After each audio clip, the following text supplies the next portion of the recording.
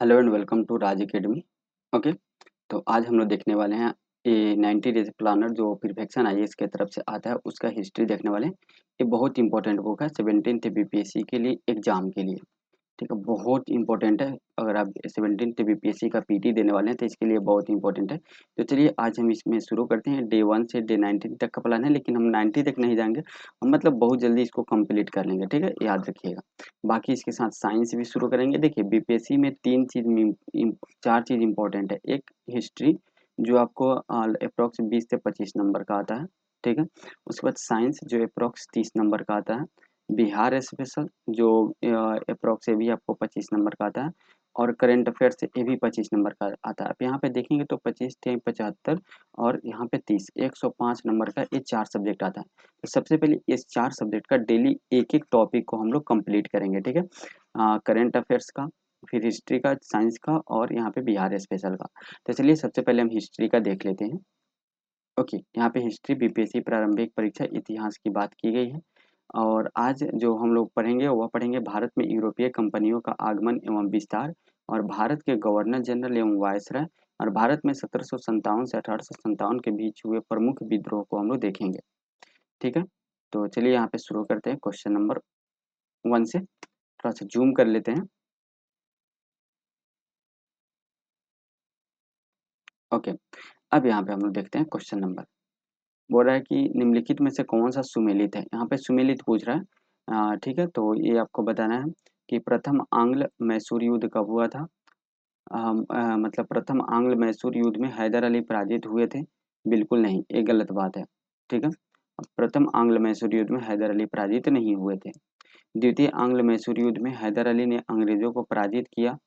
ठीक है, ये बिल्कुल सही बात है। तृतीय आंग्ल मैसूर युद्ध में टीपू सुल्तान द्वारा विजयी हुआ।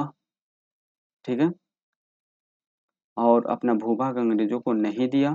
ठीक है, चतुर्थ नहीं, यहाँ पे तो दिए थे, यहाँ पे दिए थे, अपना भूभाग अंग्रेजों को दिए थे। चतुर्थ आंग्ल मैसूर युद्ध में टीपू अंग्रेजों द्वारा पराजित किया गया और युद्ध के दौरान मार दिया गया। ये यहाँ पे सही पॉइंट है। ठीक है, ये यहाँ पे बिल्कुल सही पॉइंट है। और द्वितीय आंग्ल मैसूर युद्ध में हैदर अली ने अंग्रेजों को पराजित किया था, नहीं, अंग्रेजों से पराजित हो गए थे। यहाँ पे द्वितीय आंग्ल मैसूर युद्ध में हैदर अली। तो यहाँ पे डी पॉइंट एग्जैक्ट सही है। तो हम लोग देख लेते हैं जो मैसूर युद्ध, आंग्ल मैसूर युद्ध के बारे में। 1799 ईस्वी में प्रथम आंग्ल मैसूर युद्ध में टीपू सुल्तान की पराजय, तब इसी दौरान टीपू युद्ध में मारा भी गया। ठीक है, इस समय कंपनी का गवर्नर जनरल लॉर्ड वेलेस्ली था। यानी जो चतुर्थ आंग्ल मैसूर हुआ था 1799 में, जिस समय टीपू सुल्तान को मार दिया गया था मैसूर आंग्ल मैसूर युद्ध में, उस समय भारत के और कंपनी का गवर्नर जनरल कौन था? लॉर्ड वेलेस्ली था। यानी लॉर्ड वेलेस्ली के शासनकाल के दौरान चतुर्थ आंग्ल मैसूर हुआ था 1799 में। लॉर्ड वेलेस्ली ने 1800 ईस्वी में सिपाहियों को प्रशिक्षित करने के लिए कलकत्ता में फोर्ट विलियम कॉलेज की स्थापना की थी। यह स्वयं बंगाल का शेर कहता था। लॉर्ड वेलेस्ली खुद को बंगाल का शेर बोलता था। क्या बोलता था? बंगाल का शेर खुद को बोलता था। और साथ में इसने क्या किया था कि 1800 ईस्वी में सिपाहियों की प्रशिक्षित के लिए कलकत्ता में फोर्ट विलियम कॉलेज की स्थापना की थी। फोर्ट विलियम कॉलेज में क्या होता था? सिपाहियों को प्रशिक्षण दिया जाता था। और फोर्ट विलियम कॉलेज का स्थापना किसके द्वारा? लॉर्ड वेलेस्ली के द्वारा कहाँ किया गया था? कलकत्ता में किया गया था। फिर हम लोग देख लेते हैं प्रथम आंग्ल मैसूर युद्ध के बारे में। प्रथम आंग्ल मैसूर युद्ध में हैदर अली ने अंग्रेजों को हराया। ठीक है, हैदर अली ने किसको हराया था? अंग्रेजों को हराया था। तथा अंग्रेज ने विवशता में 4 अप्रैल 1769 ईस्वी को हैदर अली के साथ मद्रास की संधि की थी। यानी प्रथम मैसूर युद्ध में सबसे बड़ा पॉइंट है कि इसमें अंग्रेजों को हार की सामना करना पड़ी। और 1769 ईस्वी में, कब? 1769 ईस्वी में मद्रास की संधि करनी पड़ी। किसको? अंग्रेजों को। और मद्रास की संधि अंग्रेजों ने की। और फिर प्रथम जो मैसूर युद्ध है, आंग्ल मैसूर युद्ध, उसमें अंग्रेजों ने मजबूरी में अंग्रेजों के द्वारा मद्रास की संधि करनी पड़ी थी। द्वितीय आंग्ल मैसूर युद्ध में हैदर अली को अंग्रेजों ने पोर्टो नोआ में पराजित किया था। तृतीय आंग्ल मैसूर युद्ध की बात करें तो अंग्रेजों ने टीपू को पराजित किया एवं 1792 में श्रीरंगपट्टम की संधि किया। इसके अनुसार टीपू को अपना आधा राज्य 3 करोड़ रुपए युद्ध की क्षतिपूर्ति के लिए देना पड़ा था। तृतीय आंग्ल मैसूर में देखिए क्या हुआ, 1792 में हुआ था तृतीय आंग्ल मैसूर युद्ध। और इस समय ये जो तृतीय आंग्ल मैसूर खत्म हुआ था, श्रीरंगपट्टम की संधि से खत्म हुआ था। और इसके अनुसार इस मतलब श्रीरंगपट्टम की संधि के अनुसार टीपू को अपना आधा राज्य अंग्रेजों को देना था, साथ में युद्ध हर्जाने के रूप में 3 करोड़ रुपए देना था। ठीक है, तो यहाँ पे ये आप पॉइंट याद रखिएगा।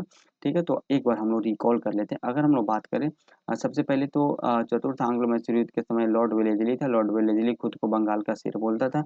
ओके, ये पॉइंट हो गया। उसके बाद इन्होंने लॉर्ड वेलेस्ली ने कोलकाता में फोर्ट विलियम कॉलेज का स्थापना किया था, जिसमें पुलिस को प्रशिक्षित किया जाना था। कब किया था फोर्ट विलियम कॉलेज की स्थापना? 1800 ईस्वी में। ओके, प्रथम आंग्ल मैसूर युद्ध में क्या हुआ, तो हैदर अली ने अंग्रेजों को पराजित किया और उसके बाद हैदर अंग्रेजों को मजबूरी में मद्रास की संधि करनी पड़ी 1769 ईस्वी में। द्वितीय आंग्ल मैसूर युद्ध में क्या हुआ था, हैदर अली को पोर्टो नोवा में पराजित कर दिया अंग्रेजों ने। तृतीय आंग्ल मैसूर युद्ध में टीपू सुल्तान को पराजित कर दिया अंग्रेजों ने और 1792 ईस्वी में श्रीरंगपट्टम की संधि करनी पड़ी टीपू सुल्तान को, और जिसमें अपना राज्य का आधा हिस्सा और 3 करोड़ रुपए वहां पे अंग्रेजों को देना पड़ा। दूसरा नंबर क्वेश्चन देख लेते हैं। निम्नलिखित में से कौन सा कारण भारत में यूरोपीय शक्तियों का आगमन का मार्ग प्रशस्त किया है? वह कौन सा कारण है जिसके कारण भारत में यूरोपीय शक्तियों का आगमन का मार्ग प्रशस्त हुआ है? तो वह है कच्चे माल का आवश्यकता, कृषि में निवेश कम लाभ वाला सिद्ध होना, पुनर्जागरण का उपयुक्त है। यहाँ पे उपयुक्त में से एक से अधिक ये आंसर हो जाएगा। यहाँ पे कच्चे माल की आवश्यकता भी यहाँ पे उनको थी, किनको? यूरोपियों को। ठीक है, जिसके कारण वो धीरे धीरे अपना एक्सपेंड करने लगे सूती वस्त्र के लिए। और कृषि में निवेश कम और लाभ यहाँ पे अधिक सिद्ध होने लगा था। ठीक है, जैसे नील का खेती इसी कारण से वो लोग कराते थे, बहुत सारे चीज का खेती यहाँ पे कराते थे। पुनर्जागरण का यहाँ पे उदय देखने को मिला, तो ऑप्शन डी राइट आंसर हो जाएगा। ठीक है, भारत में यूरोपीय उपनिवेश शक्तियों का आगमन के निम्नलिखित कारण है, ये हम लोग देख लेते हैं। पुनर्जागरण का अभ्युदय हुआ, कृषि में निवेश का कम लाभ वाला सिद्ध होता था।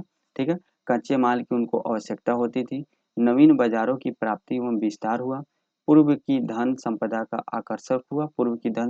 आकर्षण हुआ, ईसाई मत के प्रसार की उत्कृष्टता इच्छा हुई, और यूरोप में पुरातन व्यवस्था यानी सामंतवाद के स्थान पर नवीन यानी पूंजीवाद का आना हुआ था। ठीक है, तो ये सब जो कारण थे, ये सब पॉइंट थे जिसके कारण जो है वह भारत में यूरोपीय कंपनियों का आगमन हुआ और वह धीरे धीरे जो है वह एक्सपेंड भी किया। तीसरा नंबर क्वेश्चन है, निम्नलिखित कथनों में से कौन सा कथन सत्य है, ये आपको बताना है। पुर्तगालियों के कालीकट पहुंचने से के समय वहां का शासक जमोरिन था, ये पॉइंट तो सही है। 1510 ईस्वी में पुर्तगालियों ने दीव पर अधिकार कर लिया था। यहाँ पे 1510 में गोवा पे अधिकार किया गया था। यूसुफ आदिल शाह को हरा के गोवा को अपने अंडर में ले लिया गया था पुर्तगालियों के द्वारा। अल्फांसो दी अल्बुकर्क भारत में पहला पुर्तगाली गवर्नर था। ठीक है, इसके पहले जो है वह अल्मोड़ा आ चुके थे। ठीक है, तो कौन सा कथन यहाँ पे सत्य है? तो यहाँ पे गोवा के अंदर पहले दीव भी हुआ करता था। ठीक है, तो यहाँ पे हम लोग देख लेते हैं। यहाँ पे बोल रहा है ए नंबर पॉइंट, केवल ए नंबर पॉइंट यहाँ पे बोला जा रहा है कि सत्य है। ठीक है, बाकी पॉइंट गलत है, तो ऑप्शन ए राइट आंसर हो जाएगा। ठीक है, तो यहाँ पे जो है अल्बुकर्क भी नहीं थे प्रथम गवर्नर, और 1510 में तो हमने बता दिया दीव को नहीं, केवल और केवल गोवा को यहाँ पे अंग्रेज पुर्तगालियों ने अपने अंदर में मिला लिया था। ओके, तो चलिए यहाँ पे हम लोग देख लेते हैं। 1509 ईस्वी में पुर्तगालियों ने मिस्र के शासक ममलूक द्वारा भेजे गए जहाजी बेड़ों को पराजित कर दीव पर अधिकार जमा लिया था। ठीक है, यहाँ पे दीव पर अधिकार कब जमा लिया था पुर्तगालियों ने? 1509 में। 1510 में गोवा पर अधिकार किया और उसे अपना प्रशासनिक केंद्र बनाया। तो पुर्तगालियों ने 1509 में दीव पर अधिकार किया, 1510 में गोवा पे अधिकार किया। ठीक है, नेक्स्ट है फ्रांसिसो डी अल्मेडा भारत में पहला पुर्तगाली गवर्नर था, और अल्फांसो दी अल्बुकर्क जिसने भारत में पुर्तगाली गवर्नर के रूप में अल्मेडा का स्थान लिया, इसके पास बड़ी एवं व्यापक रणनीति थी। सबसे पहले भारत का प्रथम पुर्तगाली गवर्नर फ्रांसिस्को डी अल्मेडा है। ठीक है, उसके बाद भारत का दूसरा जो गवर्नर है वह कौन है? Alfonso de Albuquerque. पुर्तगाली का दूसरा गवर्नर अल्फांसो द अल्बुकर्क है, और अल्फांसो द अल्बुकर्क जो है वह एक बड़ी व्यापक इसके पास रणनीति थी। ठीक है, भारत में सती प्रथा का अंत इसके द्वारा माना जाता है, अल्फांसो द अल्बुकर्क के द्वारा। और अल्फांसो द अल्बुकर्क के समय ही 1510 में गोवा को पे अधिकार किया गया था। बाद में गोवा को पुर्तगालियों का मुख्य केंद्र बना दिया गया, मुख्यालय यहाँ पे बना दिया गया था, ठीक है, याद रखिएगा।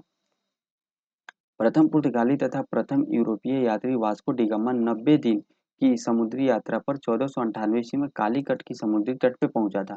यहाँ पे 90 दिन की समुद्री यात्रा कहीं लिखा रहता है और कहीं ये लिखा रहता है कि 90 दिन भारत में रुके थे। जैसे जो हम केजीएस का एक टेस्ट दिए थे बीपीएससी का खान सर का, तो वहाँ पे एक क्वेश्चन आया होता है कि पुर्तगालियों वास्को डी गामा भारत में 3 महीने तक रुके थे, मैंने स्टेटमेंट में ये दिया हुआ था 3 मंथ तक रुके थे और वो स्टेटमेंट बिल्कुल सही था।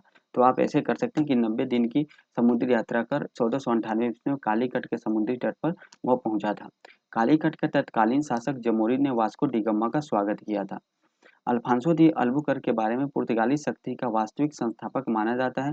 उसने कोचीन के अपना मुख्यालय बनाया था, ठीक है, कोचीन में मुख्यालय बनाया।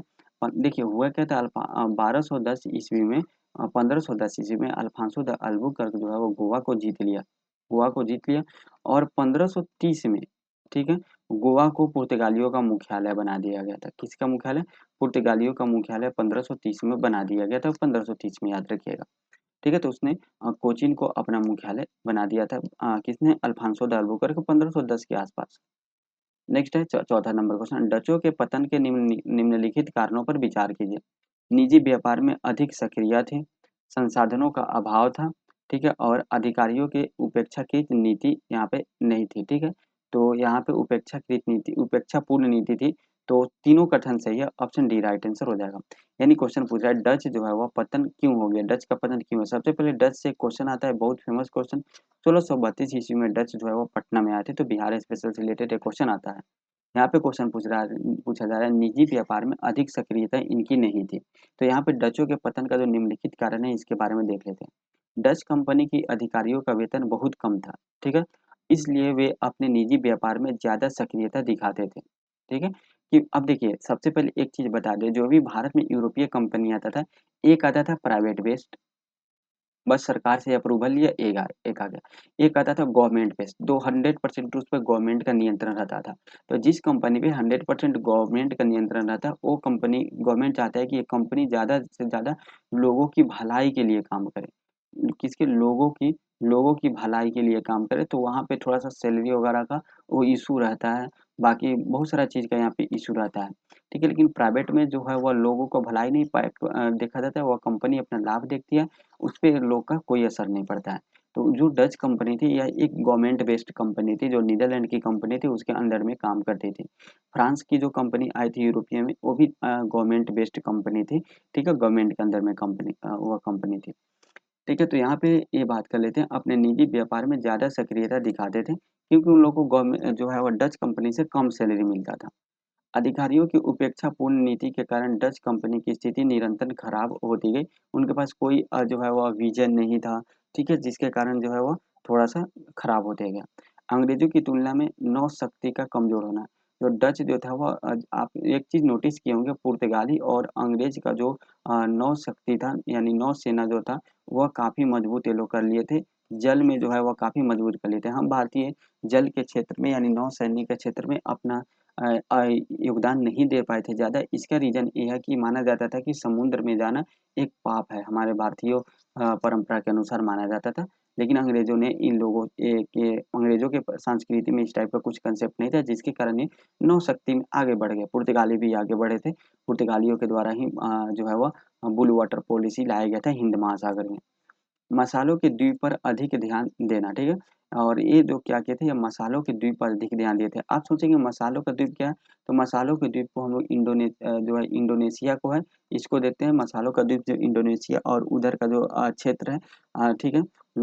ठीक है, दक्षिण पूर्व एशिया का जो एरिया है उस पे ये लोगों ने ज़्यादा ध्यान दिए थे, ठीक है? तो इंडोनेशिया वगैरह क्षेत्र पे ये लोग ज़्यादा ध्यान दिए थे, जिसके कारण इधर जो है उनका ध्यान केंद्रित नहीं हो पाया था भारतीय बाज़ारों पे। बिगड़ती हुई आर्थिक स्थिति एवं अत्यधिक केंद्रीकरण के कारण जो है इनका जो है पतन हो गया डचों का। तो ये सब पॉइंट था डच का पतन होना। तो एक बार रिकॉल कर लेते हैं, ठीक है। डच का पतन होना का मुख्य कारण क्या था? सबसे पहले इनके पास जो इनके अधिकारियों था उनका वेतन कम था और निजी व्यापार में अधिक रुचि दिखाते थे। अधिकारियों के पास उपेक्षापूर्ण नीति नहीं था, खराब नीति था, ठीक है। और अंग्रेजों की तुलना में नौशक्ति का कमजोर होना था और मसालों के द्वीप पर अधिक ध्यान देना था और बिगड़ती हुई आर्थिक स्थितियों में अत्यधिक केंद्रीकरण इसका मुख्य कारण था। 5 नंबर देख लेते हैं, फ्रांसीसियों के भारत आगमन से संबंधित निम्नलिखित कथनों पर कौन सा कथन असत्य है? ठीक है, फ्रांसीसियों के आगमन से यहाँ पे असत्य कथन पूछा जा रहा है। फ्रांसीसी कंपनी पूर्णतः राज्याधीन थी, ठीक है? तो जो है वह ये तो बिल्कुल सही पॉइंट है। हमने ऊपर बताया कि राज्य के अधीन था, यानी गवर्नमेंट के बेस था फ्रांसीसी कंपनी। 1667 ईस्वी में फ्रांसीसी काल्बर्ट की अध्यक्षता में एक अभियान दल भारत आया था। ये ठीक है, ये पॉइंट यहाँ पे मिस्टेक है, क्योंकि 1667 ईस्वी में जो है वह अ, जो है वह एक अभियान दल नहीं आया था, 1667 में नहीं आके ये 1664 में आया था, ठीक है? जो फ्रांसीसी अल्बर्ट है, इसकी अध्यक्षता में फ्रांसीसी ईस्ट इंडिया कंपनी 1664 ईस्वी में आया था, 1667 में नहीं आया था। इन्होंने अपना पहला कारखाना सूरत में स्थापित किया था, ठीक है? और यहाँ पे उपयुक्त में से कोई नहीं, तो जो असत्य कथन है ऑप्शन बी राइट आंसर हो जाएगा। चलिए देख लेते हैं, लुई 14वें के शासनकाल में फ्रांसीसी इतिहास में कई युगांतरी घटनाओं के क्रम में उसके एक मंत्री कॉलबर्ट द्वारा 1664 ईस्वी में फ्रांसीसी ईस्ट इंडिया कंपनी की स्थापना की है। यानी 1664 ईस्वी में फ्रांसीसी ईस्ट इंडिया कंपनी की स्थापना कॉलबर्ट के द्वारा किया गया था, और यह कॉलबर्ट कौन थे? लुई 14वां जो था, इसके जो मंत्री हुआ करते थे, ठीक है? 1667 ईस्वी में फ्रांसीसी कैरेन, याद रखिएगा किसके, कैरेन की अध्यक्षता में एक अभियान दल भारत पहुंचा, और 1668 ईस्वी में इस दल ने सूरत में अपना पहला फैक्ट्री स्थापित किया। तो बी नंबर स्टेटमेंट आप देखेंगे तो क्या पूछ रहा है यहाँ पे, जो अभियान दल भारत आया पूछ रहा है, तो यहाँ पे ए पॉइंट सही है, 1667 सही हो जाएगा, यहाँ पे ए गलत हो जाएगा, और यह केरोन यहाँ पे हो जाएगा, ठीक है? अगर पूछता है यहाँ पे बनने का, तो फिर ये गलत हो जाता है, यानी जो बी नंबर स्टेटमेंट राइट क्या होगा, 1667 ईस्वी में फ्रांसीसी केरौन की अध्यक्षता में यहाँ पे अभियान दल भारत आया था। ये पॉइंट याद रखिएगा। चलिए नेक्स्ट हम लोग देख लेते हैं। नेक्स्ट बोर्ड है यहाँ पे 6 नंबर क्वेश्चन, भारत में विभिन्न यूरोपीय शक्तियों के आगमन का सही क्रम कौन सा है? भारत में विभिन्न यूरोपीय शक्तियों के आगमन का सही क्रम पूछा जा रहा है। तो सबसे पहले पुर्तगाली आए थे, कब आए थे? 1498 में, ठीक है? 1498 में पुर्तगाली आए थे। डच आए थे उसके बाद 1596 में, फिर अंग्रेज आए थे 1600 ईस्वी में, फिर यहाँ पे जो है वो डेनिश आए थे। डेनिश कब आए थे? 1616 में आए थे। देन फ्रांसीसी आए थे 1667 ईस्वी में, फ्रांसीसी का आगमन हुआ था 1664 यहाँ पे आगमन का, लेकिन वह 1667 में आया था। अभी हमने ऊपर देखे तो यहाँ पे 1664 लिखा हुआ है, तो 1664 में यह बना था, तो ये भी आप याद रखिएगा, ठीक है? लेकिन फिर अंतिम में तो फ्रांसीसी ही आए थे, ये तो कंफर्म ही है, ठीक है? तो ऑप्शन सी राइट आंसर हो जाएगा। यहाँ पे हम आंसर नहीं ढक रहे हैं, क्योंकि ना अगर आपको याद होगा, अगर आपको चीज़ें पता रहेगा, तो ऑटोमेटिक आपके दिमाग में झलकेगा, आंसर रहे या नहीं रहे, वो पता चल जाता है कि हमको याद है या नहीं याद है, ठीक है? चलिए नेक्स्ट यहाँ पे देख लेते हैं, पुर्तगाली जो है वह 1498 में ईस्वी में आया था, वास्को डी गामा के नेतृत्व में सबसे पहले आए थे, ठीक है? डच जो आए थे उस 1596 ईस्वी में आए थे, कार्नेलियस डहस्तमान के नेतृत्व में। अंग्रेज 1600 ईस्वी में आए थे, अंग्रेज ईस्ट इंडिया कंपनी के नेतृत्व में। डेनिश 1616 ईस्वी में आए थे, डेनमार्क ईस्ट इंडिया कंपनी के नेतृत्व में। फ्रेंच 1664 ईस्वी में आए थे, फ्रेंच ईस्ट इंडिया कंपनी के नेतृत्व में। और आने का क्रम में पुर्तगाली पहले आए थे, फिर डच आए थे, फिर अंग्रेज आए थे, फिर डेनिश और फ्रांसीसी आए थे। याद रखिएगा, फ्रांसीसी जो फ्रेंच कंपनी है, यह एक गवर्नमेंट बेस्ड कंपनी था फ्रांस का, ठीक है? और यह 1664 में बना था, ठीक है? 1667 में यहाँ पे आया था, और 1668 में पहला फैक्ट्री जो है वो कहाँ पे स्थापित किया था? सूरत में। यहाँ पे बात करें डच जो है, डच भी गवर्नमेंट बेस्ड कंपनी था, जिसके कारण जो है इसका कर्मचारियों निजी व्यापार पे अधिक ध्यान देते थे, जिसके कारण इसका पतन देखने को मिला। इसके अधिकारियों के पास अधिक कोई विजन नहीं था, नीति नहीं था। ओके, इसका जो है नौसेना काफ़ी कमज़ोर हुआ करता था। बाकी हम लोग, ठीक है, इस दोनों के बारे में आगे पढ़ेंगे तो फिर से डिस्कस करेंगे। नेक्स्ट हम देख लेते हैं 7 नंबर क्वेश्चन, बोल रहा है पलासी युद्ध से संबंधित निम्नलिखित कथनों में से कौन सा कथन असत्य है? पलासी युद्ध के बारे में असत्य कथन बताना है। 23 जून 1757 को बंगाल के नवाब और ईस्ट इंडिया कंपनी के बीच हुआ था। बिल्कुल सही बात है। जो पलासी का युद्ध हुआ था 1757 में 23 जून को हुआ था, और इसमें बंगाल के नवाब, जिसमें थे कौन? सिराजुद्दौला। बंगाल के नवाब सिराजुद्दौला और ईस्ट इंडिया कंपनी के बीच हुआ था। सिराजुद्दौला का जो शासनकाल था वह 1756 से लेकर 1757 ईस्वी तक था। मीर जाफर और दुर्लभ राय नवाब के सेनानायक थे। ये भी पॉइंट बिल्कुल सही है, ठीक है? जो उस समय जो सिराजुद्दौला के सेनानायक थे वो कौन थे? मीर जाफर और दुर्लभ राय थे। युद्ध पश्चात मीर जाफर बंगाल का नवाब बन गया। ठीक है, ये भी पॉइंट सही है। मीर जाफ़र जो है, मीर जाफ़र की तो साजिश ही थी। जो मीर जाफ़र का बेटा था, वहीं सिराजुद्दौला का गर्दन काट दिया था, जिसके कारण सिराजुद्दौला की मृत्यु हो गई थी। तो युद्ध के पश्चात जो मीर जाफ़र जो था वो बंगाल का नवाब बन गया, ये भी पॉइंट सही है। तो उपयुक्त में से कोई नहीं यहाँ पे असत्य होगा, ऑप्शन डी राइट आंसर हो जाएगा। नेक्स्ट देख लेते हैं, प्लासी का युद्ध 23 जून 1757 ईस्वी को बंगाल के नवाब सिराजुद्दौला की सेना और रॉबर्ट क्लाइव के नेतृत्व में ईस्ट इंडिया कंपनी की सेना के बीच हुई थी। यानी कहने का मतलब हुआ कि बंगाल के नवाब, बंगाल की तरफ से किसने नेतृत्व किया था युद्ध का, प्लासी के युद्ध का, सिराजुद्दौला ने। और अंग्रेजों की तरफ से यानी ईस्ट इंडिया कंपनी की तरफ से नेतृत्व किसने किया था, रॉबर्ट क्लाइव ने किया था 1757 का। फिर बोला जा रहा है नवाब के बड़े बड़े सेनानायक मीर जाफर तथा दुर्लभ राय के से विश्वासघात से के कारण वह युद्ध क्षेत्र में अपनी जान बचाकर भाग गए। ठीक है, भागे नहीं, यहाँ पे इतिहासकारों के द्वारा बताया जाता है कि उनको मार दिया गया था। क्लाइव ने यानी रॉबर्ट क्लाइव ने मीर जाफर को नया नवाब बनाया। यह सिराजुद्दौला के विरुद्ध अंग्रेजों की सहायता का उपहार था। ठीक है, याद रखिएगा। बाद में मीर जाफर के बाद जो है मीर कासिम यहाँ पर शासक बना, इसी का दामाद था। और ये अंग्रेजों को 60 लाख रुपए दिए थे। कितने, 60 लाख रुपए दिए शासक बनने के लिए। फिर 1760 से लेकर 1763 ईस्वी तक के शासक बना, लेकिन ये अंग्रेजों के विरुद्ध काम करता था। इसने दस्ता प्रणाली को ख़त्म कर दिया था। फिर इसने क्या किया कि जो है वो राजधानी को परिवर्तित कर दिया, बंगाल की राजधानी को परिवर्तित कर दिया था। बहुत सारा चीज़ यहाँ पे एक कर दिया था, जिसके कारण अंग्रेज़ ने फिर इसको हटा दिया था और फिर से मीर जाफ़र को यहाँ पे शासक बना दिया था। नेक्स्ट है, मीर जाफ़र के नवाब बनते ही अंग्रेज़ों को निम्नलिखित में से क्या लाभ प्राप्त हुआ? सबसे पहले ये पॉइंट देख लेते हैं। तो जो बंगाल, बिहार एवं उड़ीसा की मुक्त व्यापार करने की अनुमति मिल गई। ठीक है, प्लासी की युद्ध से सबसे बड़ा काम तो यही मिला अंग्रेज़ों को, पूरे बंगाल, पूरे बिहार और उड़ीसा का जो मुक्त व्यापार करने की अनुमति मिल गई अंग्रेज़ों को। कलकत्ता के पास 24 परगना की ज़मींदारी मिल गई और निजी व्यापार में कर से छूट मिलेगा। उपयुक्त सभी ऑप्शन सही हो जाएगा, क्योंकि मीर जाफ़र ने बहुत सारे छूट अंग्रेज़ों को दे दिए थे यहीं पे। आपको बताया जाता है, कहा जाता है कि मीर जाफ़र ने कोहिनूर हीरा भी इसी समय अंग्रेज़ों को दे दिया था, कोहिनूर हीरा। ठीक है, नेक्स्ट हम लोग देख लेते हैं, मीर जाफ़र के नवाब बनने से कंपनी को निम्नलिखित लाभ हुआ। सबसे पहले ब्रिटिश व्यापारियों एवं अधिकारियों को निजी व्यापार पर जो है कर से मुक्ति मिल गई। यानी ब्रिटिश व्यापारी या जो अधिकारी थे वो अपना अगर निजी व्यापार करना चाहते थे तो उससे क्या मिल गया, उनको जो है टैक्स नहीं देना पड़ता था। तो वह मुक्त जो है वह फ्री टैक्स जो है वो व्यापार करते थे। कलकत्ता के पास 24 परगना की जमींदारी अंग्रेजों को मिल गई। बंगाल, बिहार एवं उड़ीसा में मुक्त व्यापार की अनुमति मिल गई। मीर जाफर ने अंग्रेजों को नजराने और हर्जाने के रूप में 17 लाख रुपए अदा किए थे। यानी जो है वह अंग्रेजों को नजराने के रूप में या युद्ध हर्जाने के रूप में 17 लाख रुपए यहाँ पे दिए थे। कितने, 17 लाख रुपए यहाँ पे दिए थे, याद रखिएगा, इंपॉर्टेंट पॉइंट है। ठीक है, नेक्स्ट हम लोग देख लेते हैं यहाँ पे ऊपर। ठीक है, 9 नंबर क्वेश्चन, हम लोग 9 नंबर क्वेश्चन नंबर 9 पे आ चुके हैं। बोला है सूची 1 और सूची 2 को आपको सुमेलित करना है और नीचे दिए गए कोड का सहायता से सही उत्तर देना है। ठीक है, बोला है संगोली की संधि। संगोली की संधि किसके किसके बीच हुआ था? तो यह भारत और नेपाल के यानी अंग्रेज और नेपाल के बीच हुआ था। नेपाल के बीच हुआ था।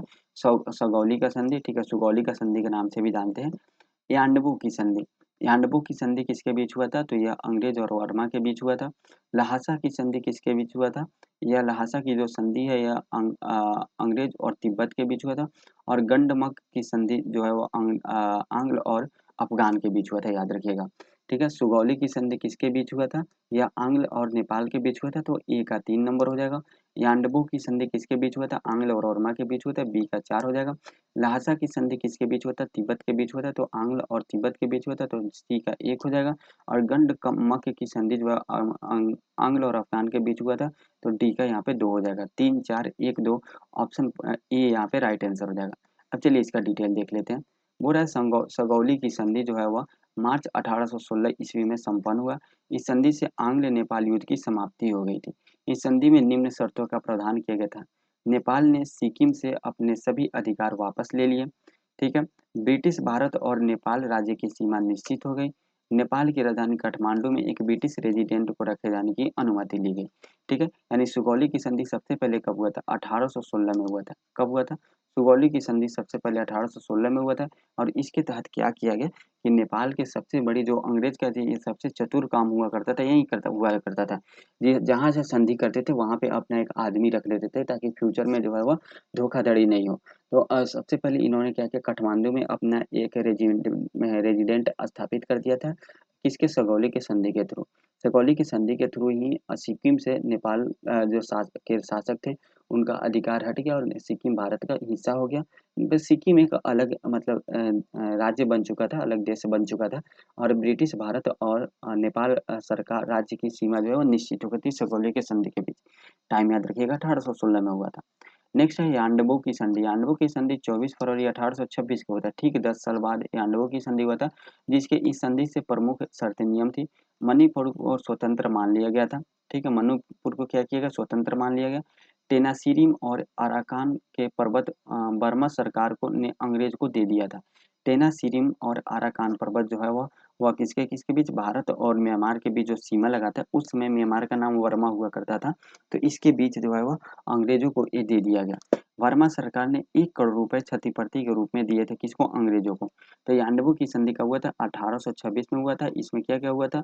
जो बर्मा के सरकार थे वो अंग्रेजों को 1 करोड़ रुपए दिए थे। साथ में युद्ध क्षतिपूर्ति के रूप में 1 करोड़ रुपए दिए थे और आराकाम और टेनासिरिम पर्वत अंग्रेजों को दे दिया गया। ठीक है? जो प्रांत है यहाँ पे आराकाम प्रांत है, आराकान प्रांत है और टेनासिरिम प्रांत जो है वो अंग्रेजों को दे दिया गया और आराकाम पर्वत है। ठीक है? ये भी याद रखिएगा और मणिपुर को स्वतंत्र मान लिया गया। ल्हासा की संधि की बात करते हैं। ल्हासा की संधि जो है इस संधि के द्वारा अंग्रेज और तिब्बत के बीच हुआ था, के बीच समाप्ति हो गई थी ल्हासा की संधि के बीच। ठीक है, आप इसे याद रखते हैं। ल्हासा किसका? तिब्बत की राजधानी कहाँ है? ल्हासा है, जिसके कारण इसे ल्हासा की संधि के नाम से जाना जाता है। तो इसमें क्या-क्या पॉइंट है? अंग्रेजों को मातुंग और गरतोक में व्यापारिक केंद्र स्थापित करने के अधिकार मिले। युद्ध की क्षतिपूर्ति हेतु तिब्बत पर 75 लाख रुपए देने का बोझ डाला गया। बाद में यह राशि घटाकर 25 लाख रुपए कर दिया गया। हर्जाने की राशि प्राप्त करने हेतु चुम्बी घाटी को अंग्रेजों ने अपने पास बंधक के रूप में रखने का निर्णय लिया था। ये इंपॉर्टेंट पॉइंट है। आपसे क्वेश्चन पूछेगा कि किस संधि के में युद्ध हर्जाने नहीं देने के कारण अंग्रेजों ने जो चुम्बी घाटी है उसको अपने अंदर बंधक बना के रख लिया था। तो ल्हासा के संधि के समय जो अंग्रेज और तिब्बत के बीच हुआ था। इसके अंतर्गत सबसे जो इम्पोर्टेंट है मातुंग और गरतुक जो में क्या किया गया? अपना व्यापारिक केंद्र स्थापित कर लिया अंग्रेजों ने। ठीक है, और यहाँ पे 75 लाख रुपए युद्ध हर्जाने के रूप में लिया और ये जो युद्ध हर्जाने के रूप में जो राशि थी उसको घटाकर 75 लाख से 25 लाख कर दिया था। ठीक है, उसके बाद है गंडमक्य की संधि। गंडमक्य की संधि जो है वो 1879 ईस्वी में हुई थी। द्वितीय आंग्ल अफगान युद्ध समाप्त हुआ था उस समय। इस संधि के प्रावधान इस प्रकार थे। ये याकूब में खुर्रम दर्रे पर अंग्रेजों का आधिपत्य स्वीकार किया गया। याकूब में जो खुर्रम दर्रा था, ठीक है, खैबर और खुर्रम दर्रा उधर स्थित है, तो उस पे आधिपत्य ने पे अंग्रेजों का स्वीकार हो गया। अंग्रेजों ने अफगानिस्तान के अमीर को 6 लाख रुपए वार्षिक देना तथा अफगानिस्तान की सुरक्षा का वचन दिया था। यानी जो गंडमक की संधि हुआ था आंग्ल अफगान के बीच, इसमें हुआ कि जो खुर्रम दारा है जिस दारे से जो है यूरोपीय व्यापारी या मध्य एशिया से अगर किसी को आना होता था व्यापार के रूप में तो वो आते थे, तो इस पे अंग्रेज ने अपना आधिपत्य कर लिया और उसके बाद जो है वह अफगान सरकार को बोला कि आप हमको साल में 6 लाख रुपए देंगे और हम आपकी सुरक्षा का वचन देते हैं। ठीक है, तो ये हुआ गंडमक की संधि 1879 ईस्वी में हुआ था। 10 नंबर क्वेश्चन देख लेते हैं। ईस्ट इंडिया कंपनी के संबंध में निम्नलिखित कथनों पर विचार कीजिए। ईस्ट इंडिया कंपनी 1600 ईस्वी में इंग्लैंड की शासक महारानी एलिजाबेथ प्रथम से व्यापार करने का चार्टर प्राप्त किया था। ये तो पॉइंट बिल्कुल सही है। फिर बोल रहा है ये ईस्ट इंडिया के साथ व्यापार करने के उद्देश्य से स्थापित एक संयुक्त स्टॉक कंपनी थी। ये भी पॉइंट सही है। यह एक स्टॉक कंपनी थी। ठीक है, और यह 1600 ईस्वी में इसका स्थापना हुआ था। महारानी एलिजाबेथ प्रथम ने इसको जो है वह अधिकार दिए थे। तो एक और दो दोनों पॉइंट सही, ऑप्शन सी राइट आंसर हो जाएगा। नेक्स्ट यहाँ पे बोल रहा है पहला कथन यहाँ पे जो है वो बोल रहा है 1600 ईस्वी में ईस्ट इंडिया कंपनी ने इंग्लैंड की शासक महारानी एलिजाबेथ प्रथम से चार्टर हासिल किया, जिससे उसे पूर्व के साथ व्यापार करने का एकमात्र अधिकार मिल गया। ठीक है, याद रखिएगा एकमात्र अधिकार मिला। ठीक है, यहाँ पे बोल रहा है दूसरा कथन यह इंडीज के साथ व्यापार करने का उद्देश्य से स्थापित एक संयुक्त स्टॉक कंपनी थी। कंपनी शुरू में समुद्री दक्षिण पूर्व एशिया के साथ व्यापार करने के लिए तैयार थी। यहाँ पे समुद्री यहाँ पे बोल रहा है क्योंकि अगर आप थोड़ा सा हिस्ट्री को डीप में पढ़ेंगे तो आपको पता है कि ईस्ट इंडिया कंपनी से पहले एक कंपनी थी। ठीक है, जिसको 1594 में वहाँ पे अधिकार मिला था भारत से व्यापार करने का। तो पूछे कि भारत में आने वाला पहला अंग्रेजी कंपनी कौन था? जिसको अधिकार मिला व्यापार करने का, तो उसका नाम आपको बताना है जिसको 1594 में अधिकार मिला था। लेकिन एक इसका सबसे बड़ी समस्या थी कि ये केवल स्थल मार्ग से ही व्यापार कर सकती थी। और ये जो ईस्ट इंडिया कंपनी थी, ये समुद्र मार्ग से व्यापार कर सकती थी, ठीक है? तो यहाँ पे कंपनी शुरू में समुद्री दक्षिण एवं पूर्व एशिया के साथ व्यापार के लिए तैयार थी, लेकिन इसने चीन और भारत के साथ व्यापार करना बंद कर दिया। इसके मूल रूप से ईस्ट इंडीज ने व्यापार करने वाले लंदन के व्यापारियों को गवर्नर और कंपनी के रूप में चार्टर्ड किया गया था। इसके शेयर पर ब्रिटेन की कुलीनों और अमीर व्यक्तियों का स्वामित्व था। ठीक है, तो ये पॉइंट याद रखिएगा। नेक्स्ट बोला है भारत में ब्रिटिश व्यापार के विस्तार के संबंध में निम्नलिखित कथनों पर विचार कीजिए। यानी ब्रिटिश जो है अपने व्यापार को कैसे विस्तार किया भारत में, इसमें कौन सा कथन सत्य है बताना है। कैप्टन हॉकिंस 1660 ईस्वी में, ठीक है, कलकत्ता में एक फैक्ट्री स्थापित करने की अनुमति लेने के लिए मुगल सम्राट जहांगीर के दरबार में आया था। ठीक है, एक क्वेश्चन पूछा जा रहा है, तो ये आपको बताना है, ये पॉइंट जो है गलत है। ठीक है, क्योंकि कलकत्ता में नहीं, उस समय सूरत में आया करता था। ठीक है, जहांगीर कहाँ था उसमें, सूरत में था। और जब दूसरी बार जो आया अंग्रेज, ठीक है, तो वो कहाँ था अंग्रेज, कहाँ मिला गया, तो वह मिला जयपुर में, याद रखिएगा। जहांगीर से जयपुर में मिला था।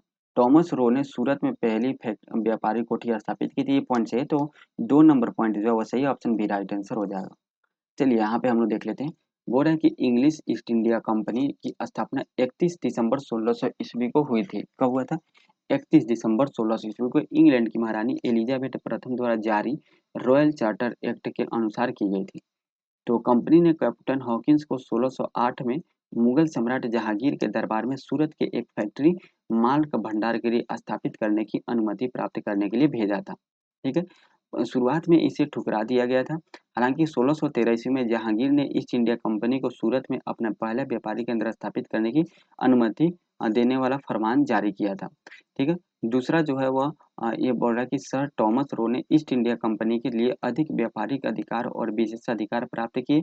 तदनुसार अंग्रेजों ने आगरा, अहमदाबाद और भरूच में व्यापार का केंद्र स्थापित किया। धीरे धीरे इंग्लिश ईस्ट इंडिया कंपनी अपने व्यापार क्षेत्र का विस्तार करने में सफल हो गई थी। यही कारण है कि वो सफल हो गए थे। ठीक है, नेक्स्ट हम देख लेते हैं, निम्नलिखित कथनों पर विचार करें। यहाँ पर बोल रहा है कासिम बाजार भारत में फ्रांसीसी शक्ति का केंद्र बिंदु था। कासिम बाजार में फ्रांसीसी का केंद्र बिंदु यहाँ पे नहीं था, यह अंग्रेजों का केंद्र बिंदु था। किसका? अंग्रेजों का केंद्र बिंदु हुआ करता था। और जो अंग्रेजों का केंद्र बिंदु था, इस पे जो है कासिम बाजार, तो कभी जो जहांगीर इस पे शासन जो है वह कर लिया करते थे, इस पे अपना अधिकार कर लिया करते थे।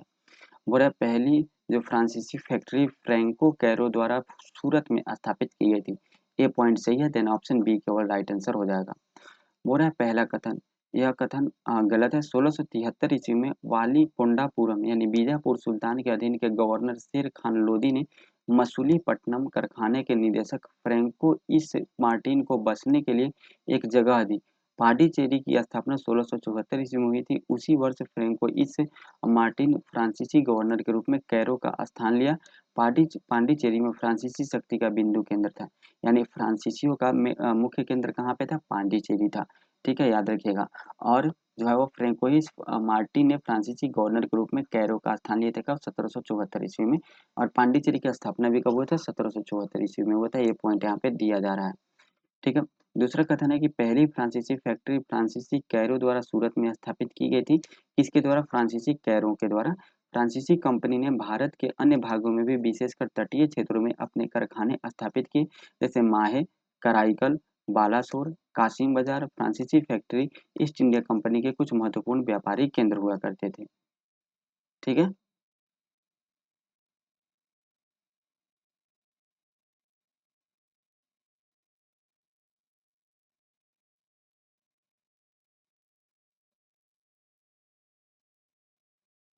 यहाँ पे थोड़ा-सा ना आप देख लीजिएगा। जैसे यहाँ पे बोल रहा है कि ये बोल रहा है कि कासिम बाज़ार फ्रांसीसियों का ईस्ट इंडिया कंपनी के कुछ महत्वपूर्ण केंद्र थे।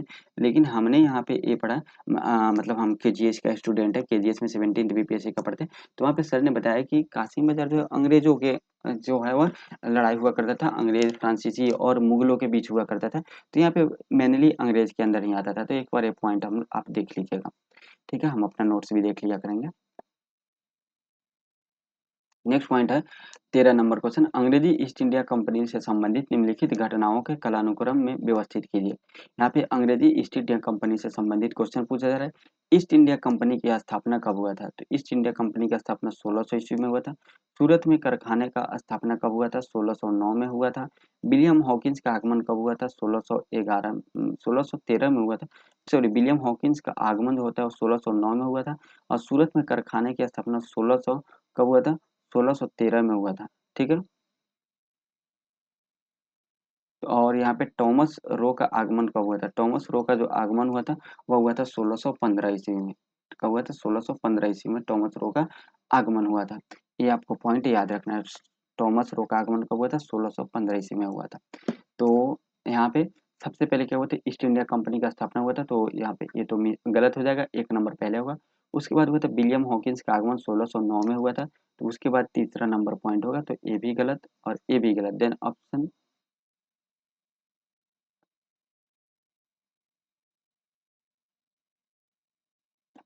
यहाँ पे कालानुक्रम में कंपनी के संबंधित घटनाओं को कालानुक्रम में समझाना। 1600 ईस्वी में सबसे पहले हुआ था।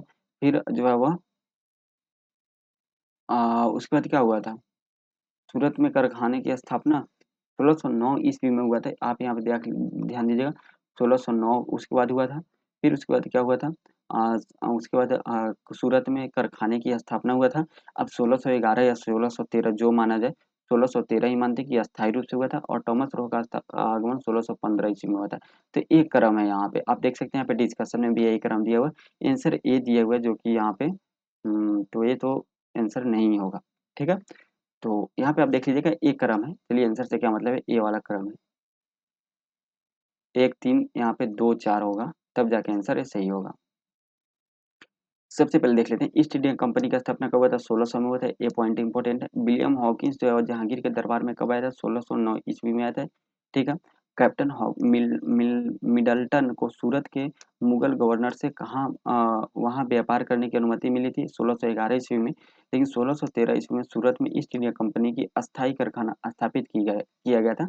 1615 ईस्वी में राजा जेम्स प्रथम राजदूत का टॉमस रो जहांगीर के दरबार में आया था। 1618 ईस्वी तक राजदूत अंतर्राष्ट्रीय टोल से छूट के साथ मुक्त व्यापार की पुष्टि करने वाले 2 फरमान सम्राट और राजकुमार खुर्रम से प्राप्त करने में सफल हो गए थे। ठीक है। 1618 ईस्वी में जो है वह राजदूत अंतर्देशीय टोल छूट, यानी जो अंतर्देशीय जो टोल लिया जाता था, जो टैक्स लिया जाता था, उससे मुक्त व्यापार करने के लिए जो है वह सम्राट और राजकुमार खुर्रम से उन लोगों ने क्या किए थे? वह जो प्राप्त करने में सफलता हासिल कर ली थी 1618 ईस्वी में अंग्रेजों ने। 1616 ईस्वी में कंपनी ने दक्षिण में मसूलीपट्टनम में अपना पहला फैक्ट्री स्थापित की थी। ठीक है। कब? 1616 ईस्वी में, याद रखिएगा। 14 नंबर क्वेश्चन है, निम्नलिखित में से कौन सा कथन सुमेलित नहीं है? लॉर्ड कॉर्नवालिस अस्थायी बंदोबस्त से संबंधित है, सही पॉइंट है। लॉर्ड वेलेजली सहायक संधि प्रणाली से संबंधित है, बिल्कुल सही है। और हमने लॉर्ड वेलेजली से संबंधित एक पॉइंट पढ़े थे, क्या पढ़े थे? कि जो चतुर्थ आंग्ल मैसूर हुआ था, यानी फोर्थ जो आंग्ल मैसूर हुआ था, इसमें भारत के वायसराय कौन थे? जो है वह कौन थे? जो गवर्नर जनरल उस समय हुआ करते थे, लॉर्ड वेलेजली हुआ करते थे। सर जॉन सोर जो थे वह आंग्ल नेपाल युद्ध से संबंधित है। ठीक है। आंग्ल और नेपाल के बीच कौन सा संधि हुआ था? सगौली का संधि हुआ था। ठीक है, याद रखिएगा। सगौली का संधि हुआ था। और सगौली के संधि में क्या क्या पॉइंट था? कि इसमें सबसे बड़ा पॉइंट तो यही था कि जो है सिक्किम से अपना अधिकार हटा लिया था। यहाँ पे सीमा का निर्धारण हो चुका था। ये सब प्रमुख पॉइंट हुआ करता था। लॉर्ड हेस्टिंग जो है वह तृतीय आंग्ल मराठा युद्ध से संबंधित था। तो यहाँ पे ये बिल्कुल संबंधित है। लेकिन सौर जोन सौर जो था यह आंग्ल नेपाल युद्ध से संबंधित नहीं था। Then option C right answer हो जाएगा, क्योंकि आंग्ल जो नेपाल युद्ध था इससे कौन संबंधित था? तो यह लॉर्ड वारेन हेस्टिंग से संबंधित था। ठीक है, लॉर्ड वारेन हेस्टिंग से संबंधित है, याद रखिएगा। चलिए डिस्कशन देख लेते हैं। आंग्ल नेपाल युद्ध 1814 से लेकर 1816 के बीच हुआ था। और 1816 में सौगौली का संधि हुआ था, याद रखिएगा। तो आंग्ल नेपाल युद्ध के समय तत्कालीन गवर्नर जनरल लॉर्ड हेस्टिंग था। कौन था? Lord Hastings. इस युद्ध के पश्चात 1816 में सुगौली की संधि हुई थी। 1793 ईस्वी में लॉर्ड कॉर्नवालिस ने, ठीक है, अस्थायी बंदोबस्त को लागू किया था। लॉर्ड कॉर्नवालिस ने अस्थायी बंदोबस्त को लागू किया था। तृतीय आंग्ल मराठा युद्ध लॉर्ड हेस्टिंग के काल में हुआ था। ठीक है। तृतीय आंग्ल मराठा युद्ध किसके काल में हुआ था? लॉर्ड हेस्टिंग के काल में हुआ था। और तृतीय आंग्ल मराठा युद्ध में क्या हुआ था? तो टीपू को हार की सामना करना पड़ा था, जो 1792 ईस्वी में हुआ था। ठीक है। तो लॉर्ड हेस्टिंग उस समय हुआ करता था और लॉर्ड हेस्टिंग के समय जो है वो तृतीय आंग्ल मराठा युद्ध भी हुआ था। चलिए इसने मराठों की ठीक है, ये 1792 में नहीं हुआ था। जो है वह तृतीय आंग्ल मैसूर युद्ध 1792 में हुआ था। तो तृतीय आंग्ल मराठा युद्ध के समय लॉर्ड हेस्टिंग जो था यहाँ पे था और इसने मराठों की शक्ति को अंतिम रूप से नष्ट कर दिया था। ठीक है, किसने? तृतीय आंग्ल मराठा युद्ध ने।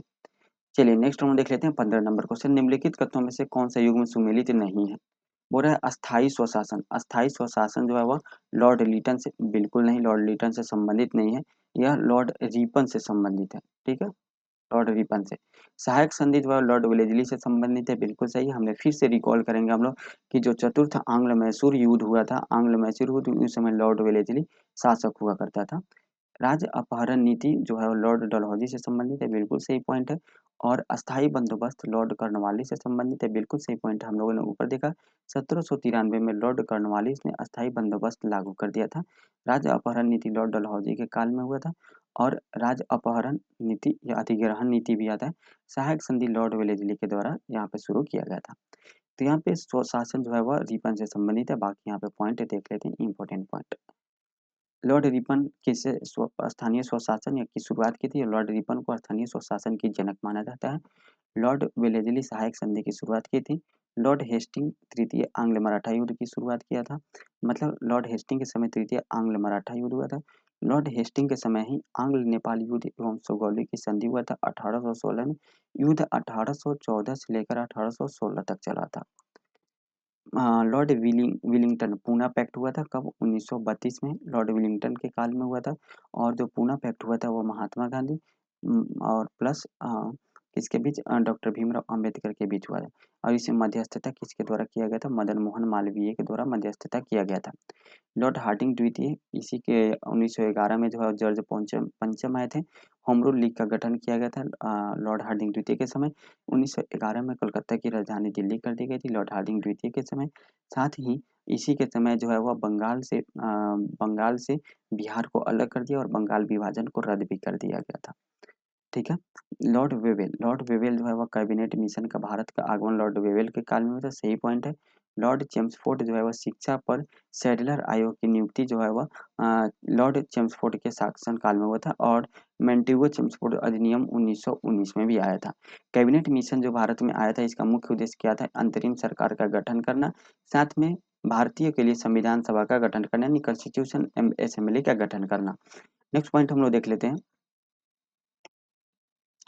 यहाँ पे क्वेश्चन नंबर 16 देख लेते हैं। बोला लॉर्ड एल्गिन के बाद 1899 ईस्वी में लॉर्ड कर्जन भारत का वायसराय बनकर आया।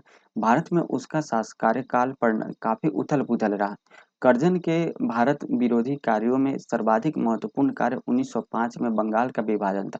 दूसरी ओर उसने अनेक सुधारात्मक और विकासात्मक कार्य किया था। निम्न में से कौन सा कार्य कर्जन द्वारा नहीं किया गया था? ठीक है, ये आपको बताना है। तो सर एड्रयूज फ्रेजर की अध्यक्षता में पुलिस आयोग का स्थापना किया था, बिल्कुल सही बात है। लॉर्ड कर्जन ने बहुत सारा काम किया। रेलवे में सर्वाधिक विकास भी लॉर्ड कर्जन के द्वारा ही किया गया था। सर थॉमस रैले की अध्यक्षता में विश्वविद्यालय आयोग का गठन किया, ये भी सही पॉइंट है। सर कॉलिन स्टॉक मॉनिटरी की अध्यक्षता में अकाल आयोग का भी गठन किया। ठीक है, तो ये पॉइंट यहाँ पे गलत है। ठीक है, तो यहाँ पे कॉलिंग स्टॉक की अध्यक्षता में जो है वह अकाल आयोग का गठन नहीं किया गया था। प्राचीन स्मारक संरक्षण अधिनियम 1904 के द्वारा भारतीय पुरातत्व विभाग की स्थापना की गई, ये भी सही पॉइंट है। तो ये जो पॉइंट नंबर सी जो है वो गलत पॉइंट है, देन ऑप्शन सी यहाँ पे राइट आंसर हो जाएगा। चलिए अब हम लोग देख लेते हैं कर्जन के बारे में। ठीक है, कर्जन जो है, कर्जन का शासनकाल 1899 से 1900 ईस्वी तक था। जो बंगाल में पड़े अकाल एवं सूखे की समीक्षा के लिए सर एंटनी मैकडोनल्ड की अध्यक्षता में एक अकाल आयोग की नियुक्ति की थी। मैकडोनल्ड की अध्यक्षता में अकाल आयोग की नियुक्ति की थी। 1901 ईस्वी में सर कॉलिंग स्टॉक मनक्री की अध्यक्षता में एक सिंचाई आयोग का भी गठन किया था। भारत में सर्वाधिक रेल लाइन का निर्माण भी जो है वो कर्जन के शासनकाल में हुआ था। तो कर्जन से संबंधित ये पॉइंट आप याद रखिएगा। बाकी बंगाल विभाजन भी लॉर्ड कर्जन के काल में ही हुआ था। ठीक है, चलिए 17 नंबर पॉइंट हम लोग देख लेते हैं। 17 नंबर बोला निम्नलिखित में से किसने वर्नाकुलर प्रेस एक्ट का प्रवर्तन किया था? वर्नाकुलर प्रेस एक्ट का प्रवर्तन इनमें से किसके द्वारा किया गया था, ये आपको बताना है। तो यह लॉर्ड लिटन के द्वारा किया गया था। पॉइंट नंबर ए यहाँ पे सही है। 1878 ईस्वी में लॉर्ड लिटन ने वर्नाकुलर प्रेस एक्ट का प्रवर्तन किया था। इस एक्ट का उद्देश्य भारतीय भाषाओं के समाचार पत्रों पर सरकारी नियंत्रण स्थापित करना था, राजद्रोही लेखकों को दबाना एवं ऐसे प्रयास करना जिससे समाचार पत्रों के संपादक को दंडित किया जा सके। ठीक है, तो 1878 में सबसे पहले लॉर्ड लीटन के द्वारा क्या लाया गया, वर्नाकुलर प्रेस एक्ट लाया गया। इंपॉर्टेंट पॉइंट है, बहुत इससे क्वेश्चन बनता है।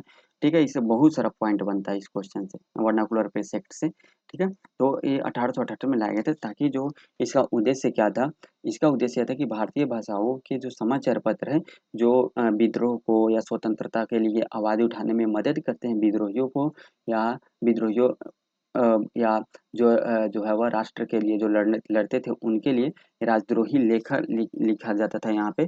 ठीक है, इसको दबाने के लिए यहाँ पे एक एक्ट लाया गया था, ताकि जो है इसके समाचार पत्र के संपादक हैं उसको दंडित किया जा सके। लॉर्ड रिपन ने इसको खत्म कर दिया 1882 ईस्वी में। तो लीटन ने लाया 1878 में, लीटन ने लाया था।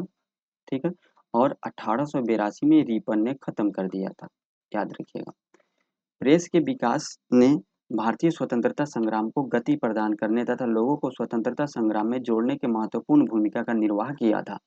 नेक्स्ट देख लेते हैं, लीटन ने 1877 ईस्वी में ब्रिटेन के महारानी एलिजाबेथ को केसर-ए-हिंद की उपाधि दिया था। क्या चीज़ का, केसर-ए-हिंद की उपाधि से सम्मानित करने के लिए दिल्ली दरबार का आयोजन भी किया था। 1877 में दिल्ली दरबार का आयोजन हुआ था।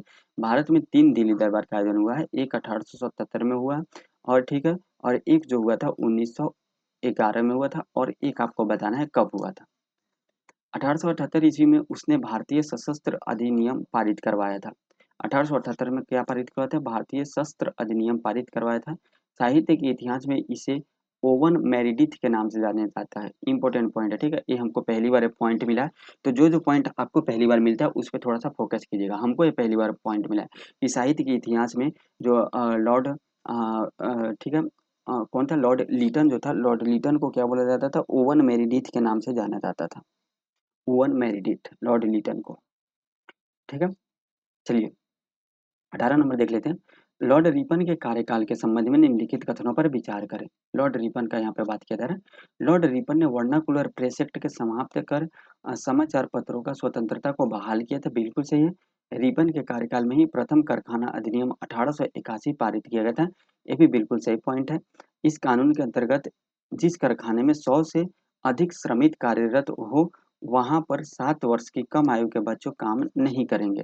ठीक है, तो यहाँ पे कौन सा कथन गलत है, बाकी ऑप्शन इधर है, इसको देख लेते हैं हम लोग। ऑप्शन बी और सी इधर है। ठीक है, तो यहाँ पे 1 और 2 दोनों सही है। ठीक है, दोनों पॉइंट वहाँ पे सही था।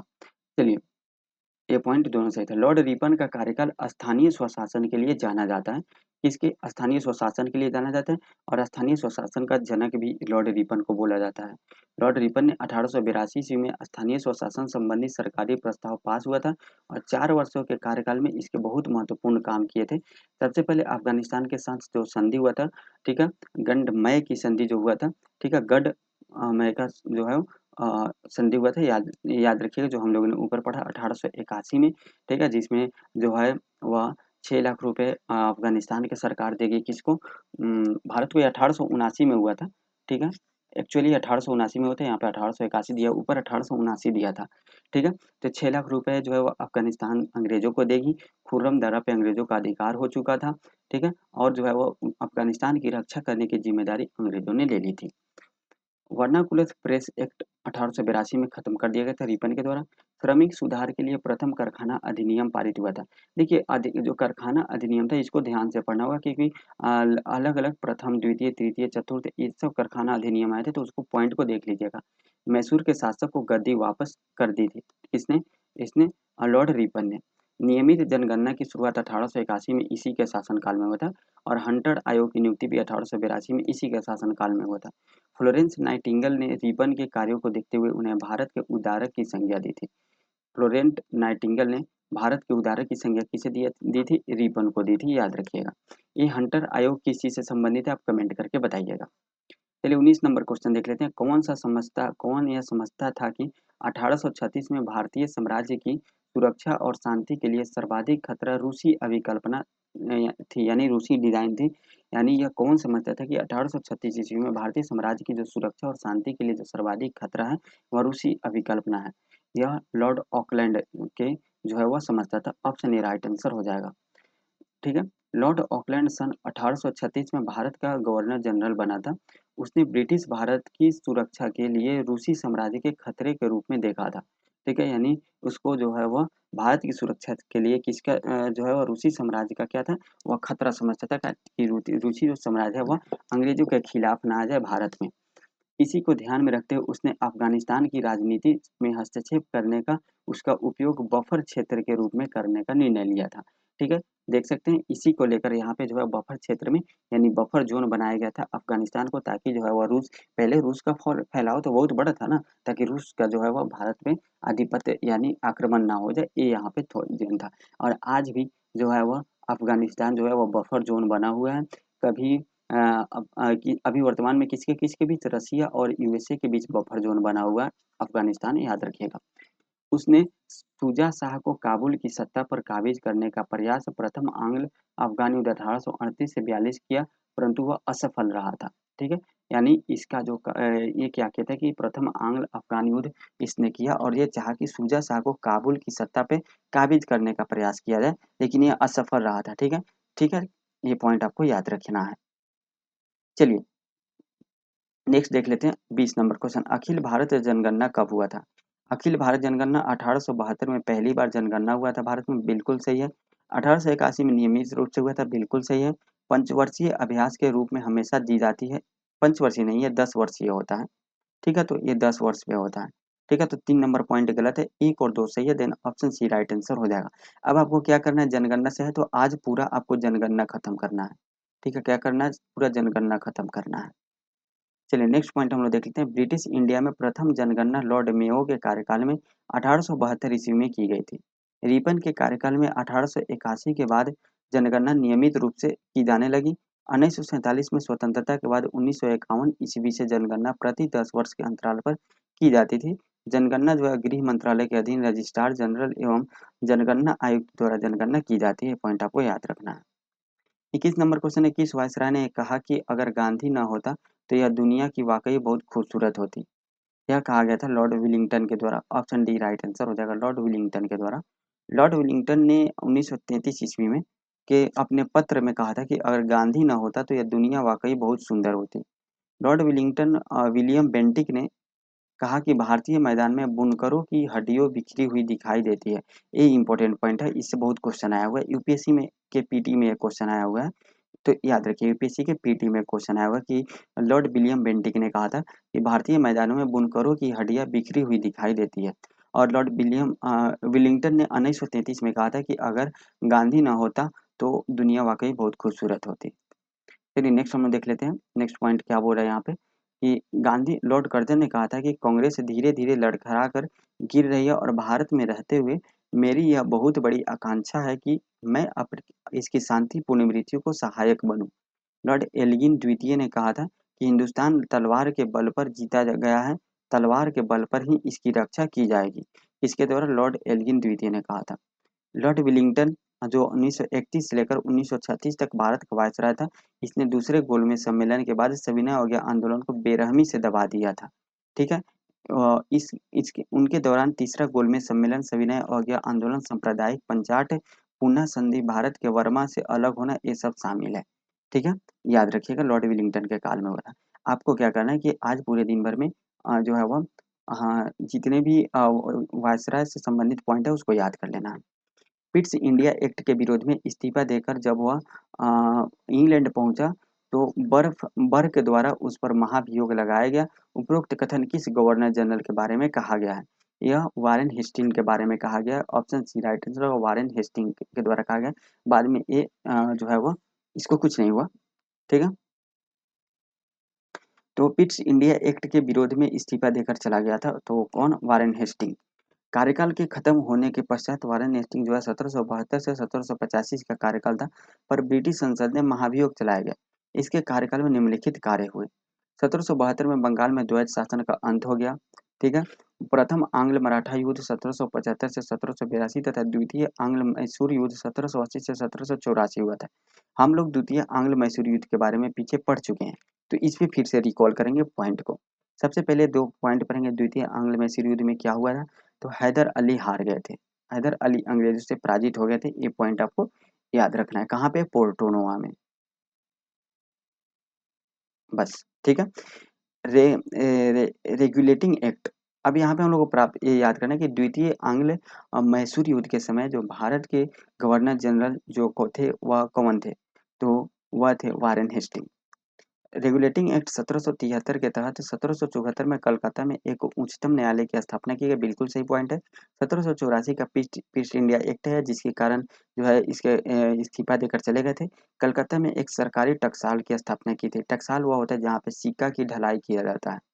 ठीक है। भारत में कितने जगह पे टकसाल है ये आपको बताना है। ठीक है। भारत में कितने जगह पे टकसाल है, नाम आपको बताना है कहाँ कहाँ पे है। हाँ, 23 नंबर क्वेश्चन। वह भारत का सबसे लंबे समय तक शासन करने वाले वायसराय थे और उनके कार्यकाल के दौरान कई महत्वपूर्ण घटनाएं घटी, जैसे भारत सरकार अधिनियम 1995 1935 लागू हुआ, आजाद हिंद फौज की नींव रखी गई, अगस्त प्रस्ताव आया, भारत छोड़ो आंदोलन की शुरुआत हुई। तो ये कौन थे? ठीक है। तो यह थे Lord Linlithgow. Option A right answer हो जाएगा। लॉर्ड लिनलिथगो के काल में जो ये सब घटनाएं घटी थी, क्योंकि लॉर्ड लिनलिथगो का कार्यकाल जो था वो 1934 से लेकर 1944 तक इसका कार्यकाल था और यह भारत के वायसराय थे। यह 8 साल तक की अवधि वायसराय के रूप में उनका सबसे लंबा शासनकाल था। इस अवधि के दौरान भारत सरकार अधिनियम 1935 के कुछ भाग 1737 में लागू हुए थे। ठीक है। कब? 1737 में लागू हुए थे और भारत सरकार अधिनियम इसी के काल में हुआ था। लॉर्ड लिनलिथगो के काल में भारत छोड़ो आंदोलन की शुरुआत हुआ था, अगस्त प्रस्ताव आया था। ठीक है। आजाद हिंद फौज की गठन भी की गई थी, तो ये सब किया गया था। नेक्स्ट 24 नंबर क्वेश्चन है, भारत के गवर्नर जनरल को के रूप में लॉर्ड डलहौजी के कार्यकाल के दौरान निम्नलिखित घटनाओं पर विचार करें। व्यापकता का सिद्धांत प्रस्तुत किया गया। ठीक है। अवध का विलय नहीं, अवध का विलय तो लॉर्ड डलहौजी यहाँ पे ये बोल रहा है ना, सॉरी ये तो आपको वो करना है, सजाना है। भारत के गवर्नर जनरल के रूप में डलहौजी के कार्यकाल के दौरान निम्नलिखित घटनाओं पर विचार कीजिए। ठीक है। तो भारत पहली रेलवे लाइन का उद्घाटन। ठीक है। Wood's education dispatch. तो सबसे पहले क्या हुआ था? व्यापकता का सिद्धांत लाया गया था। उसके बाद भारत में रेलवे लाइन का उद्घाटन हुआ था।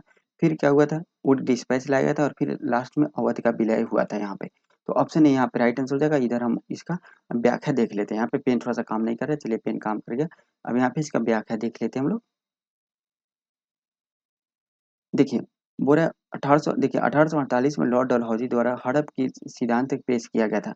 कब? 1848 में हड़प का सिद्धांत पेश किया गया था लॉर्ड डलहौजी के द्वारा।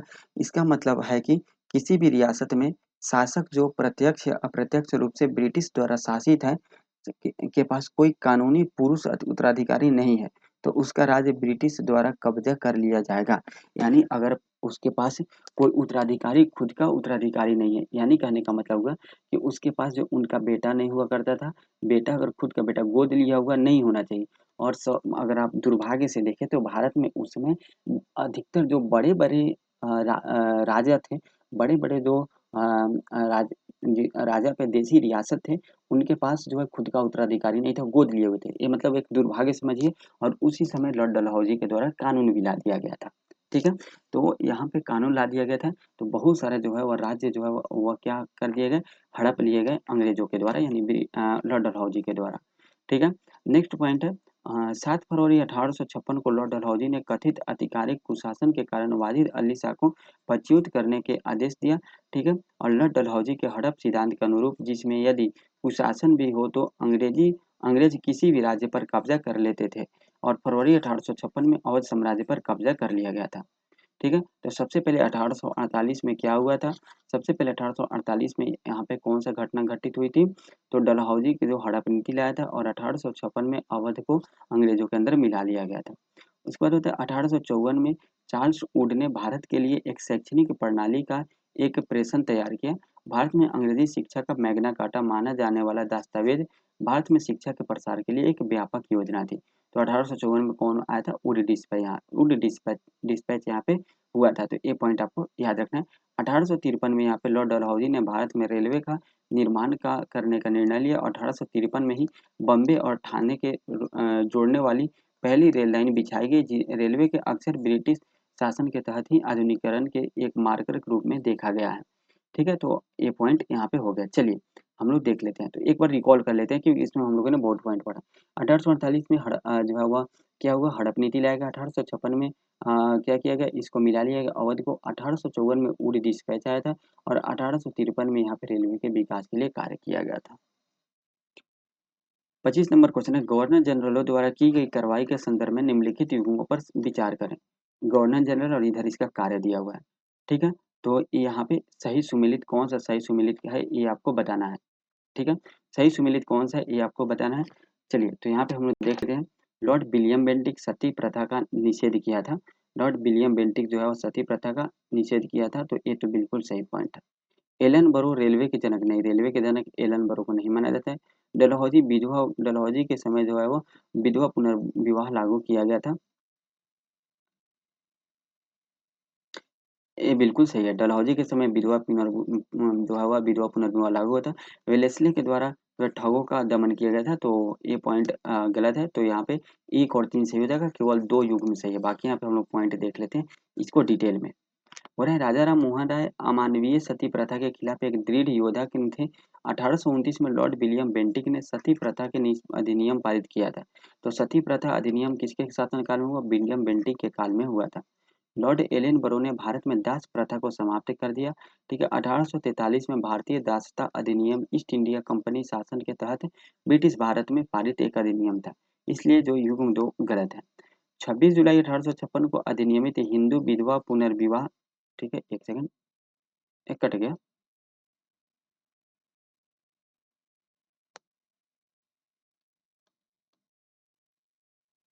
ठीक है।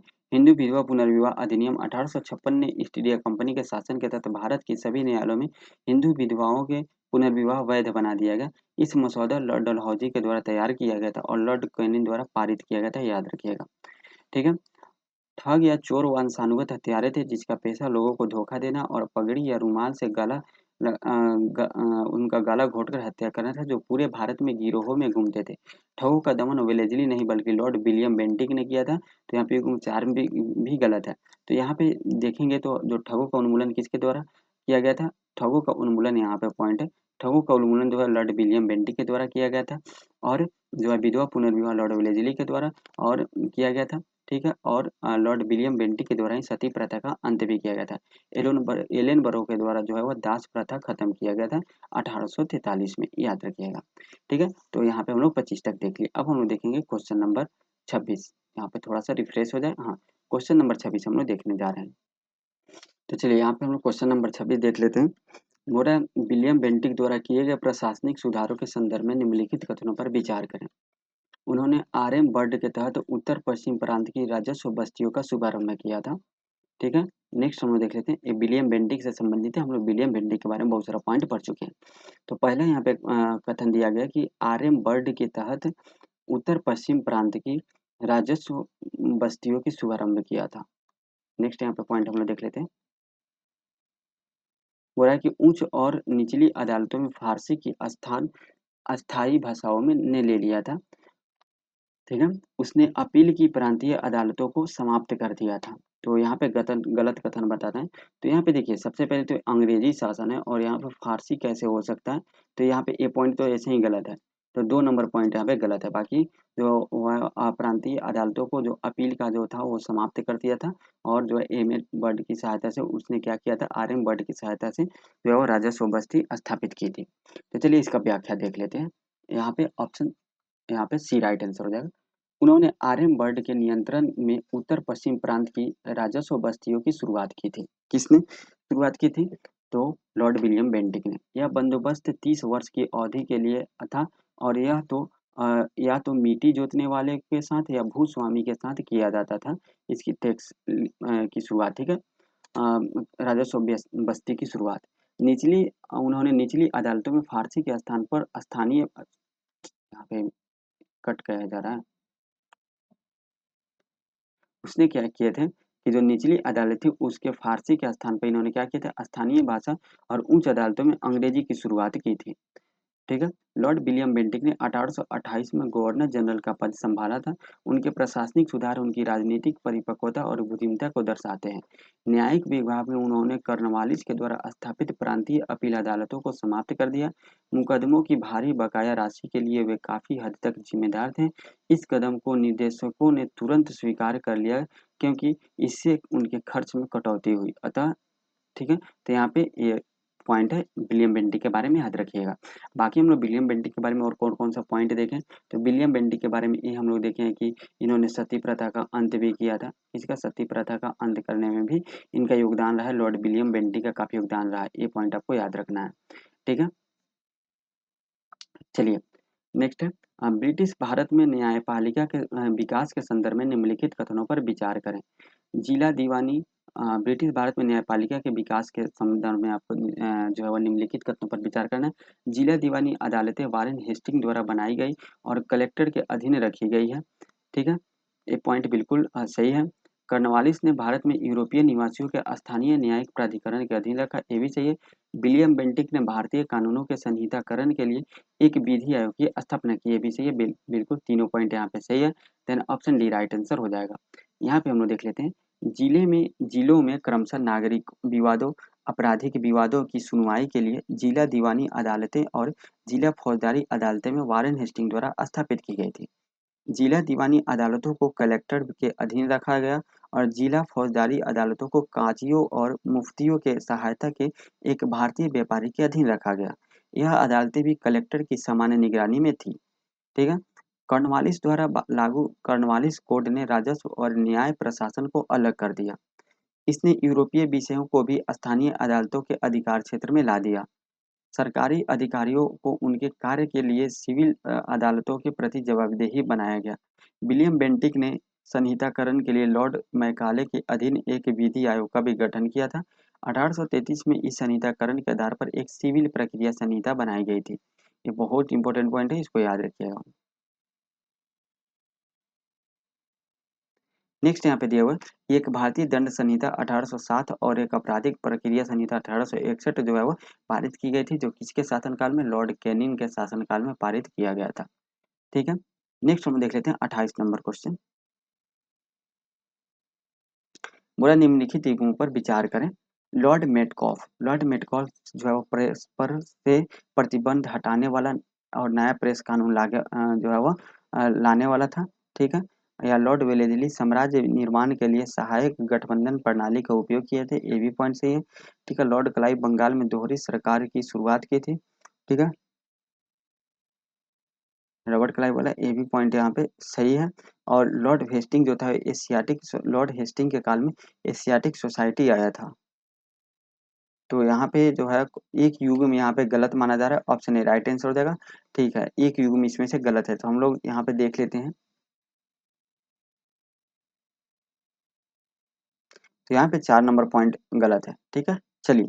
लॉर्ड मेटकॉफ 1835 से 1836 तक गवर्नर जनरल था। कब से कब तक? 1835 से लेकर 1836 तक, एक साल के लिए था गवर्नर जनरल। ठीक है, के रूप में इन्होंने 1823 के अप्रिय अध्यादेश को निरस्त कर दिया। कौन सा अप्रिय अध्यादेश को कब निरस्त किया गया? 1823 में किसके द्वारा निरस्त कर दिया गया? लॉर्ड मेटकॉफ के द्वारा।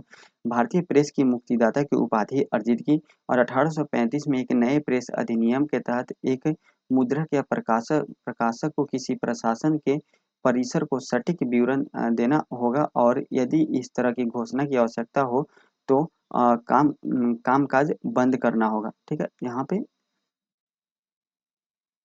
पेन नहीं चल रहा है, एक सेकंड। ठीक है, चलिए। यहाँ पे ये बोल रहा है कि ये जो भारतीय प्रेस की मुक्तिदाता के रूप में किसे माना था? मेटकॉफ को। लेकिन अगर हम लोग बात करें प्रेस पे जो कानून की जो है वह किसके द्वारा 1879 में वर्नाकुलर प्रेस एक्ट किसके द्वारा? रिपन के द्वारा लगाया गया था। लेकिन ये अप्रिय अध्यादेश जो 1823 में लागू हुआ था उसको लेकर यहाँ पे बात किया जा रहा है। और 1882 में इसको किसके द्वारा? लॉर्ड लीटन के द्वारा लगाया गया था और रिपन के द्वारा इसको खत्म कर दिया गया था।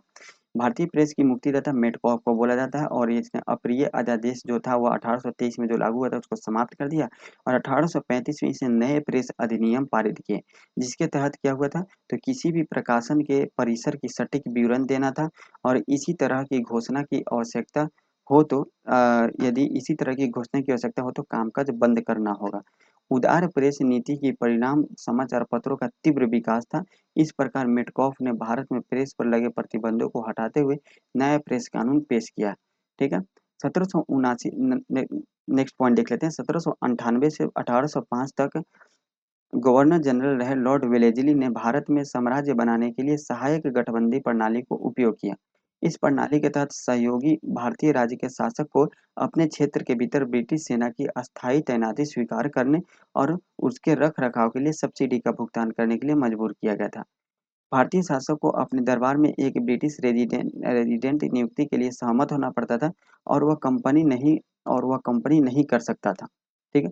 असहमत होना पड़ता था और वह कंपनी से पूर्व परामर्श के बिना किसी भी यूरोपीय कंपनी को सेवा में नियुक्त नहीं कर सकता था। न ही गवर्नर जनरल इसके बदले में अंग्रेजों से परामर्श किए बिना किसी अन्य भारतीय शासक के साथ युद्ध या बातचीत कर सकता था। ठीक है। तो ये सब पॉइंट यहाँ पे रखा गया था, सहायक संधि के द्वारा लॉर्ड वेलेस्ली के द्वारा यहाँ पे दिया गया था। ठीक है। शासक को उसके शत्रुओं से बचाएगा और जो है वो सहयोगी राज्य के आंतरिक मामलों में हस्तक्षेप न करने की नीति अपनाएगा सहायक संधि के तहत। तो यहाँ पे पॉइंट 2 भी सही है। नेक्स्ट है, बक्सर की लड़ाई के बाद ईस्ट इंडिया कंपनी बंगाल की वास्तविक स्वामी बन गई। रॉबर्ट क्लाइव ने सरकार की दोहरी प्रणाली शुरू की, यानी दो का शासन। इसमें कंपनी और नवाब दोनों का शासन शामिल था। बंगाल में दीवानी यानी राजस्व एकत्र करना और निजामत यानी पुलिस और न्यायिक कार्य दोनों कंपनी के नियंत्रण में आ गए। कंपनी ने डिप्टी सूबेदार को नामित करने के लिए अपने अधिकार के माध्यम से दीवान के रूप में दीवानी अधिकारों और निजामत अधिकारों का प्रयोग किया। कंपनी ने सम्राट के दीवानी कार्य और बंगाल के सूबेदार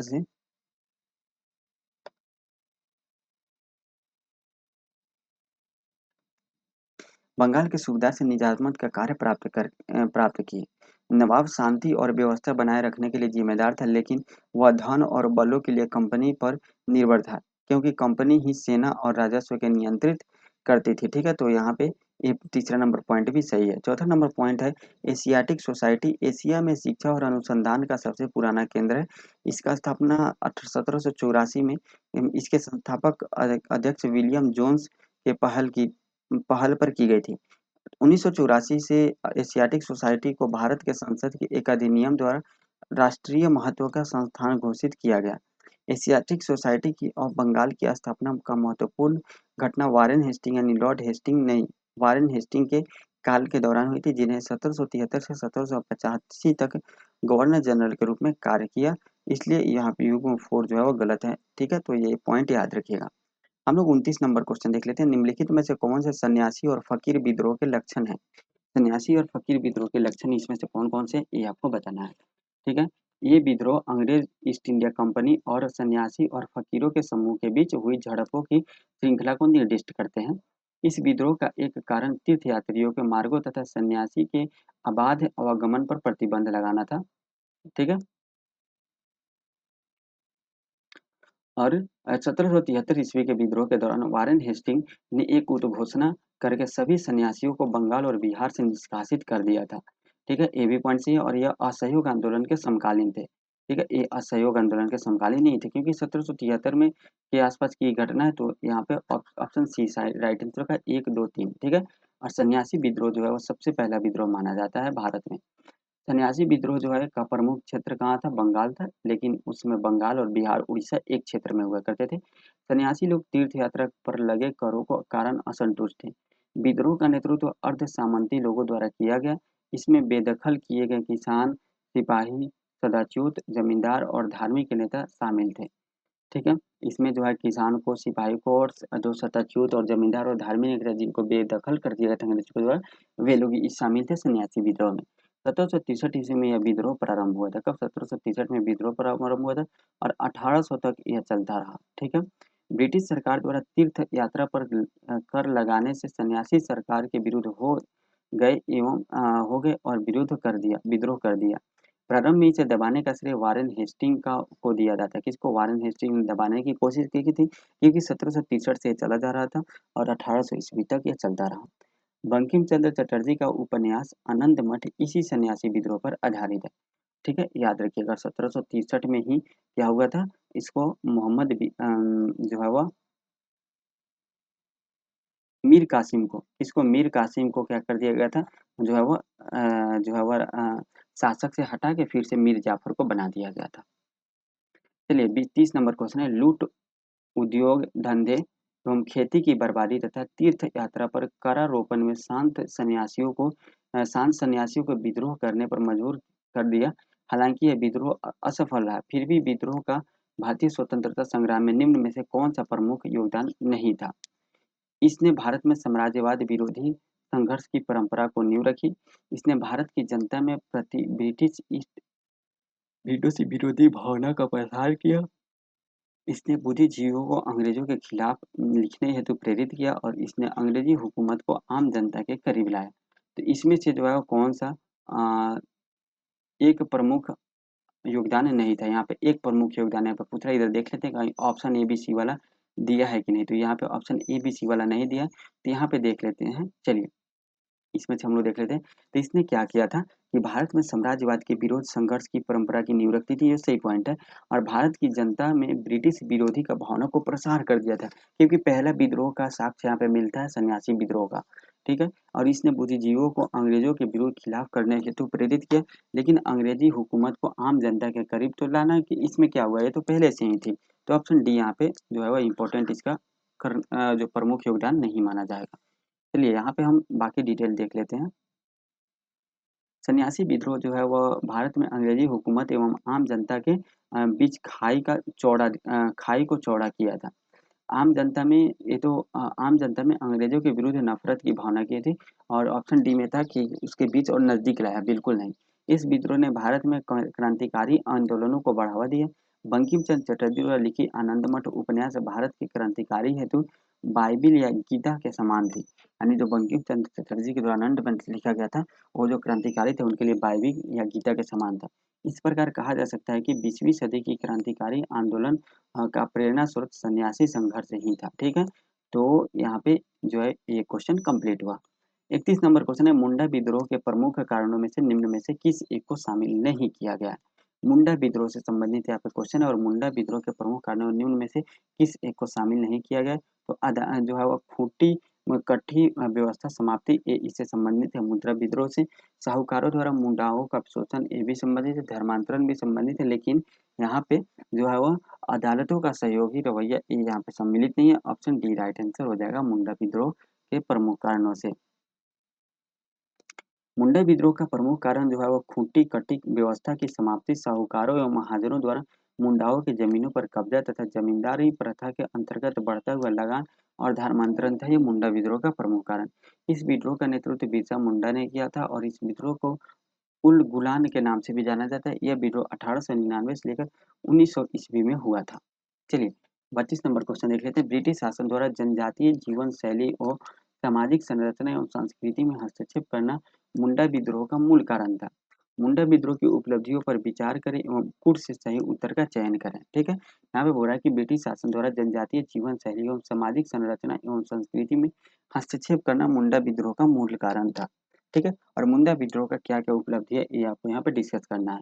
इस विद्रोह के कारण खूंटी व्यवस्था को मान्यता प्रदान की गई, नहीं बिल्कुल नहीं।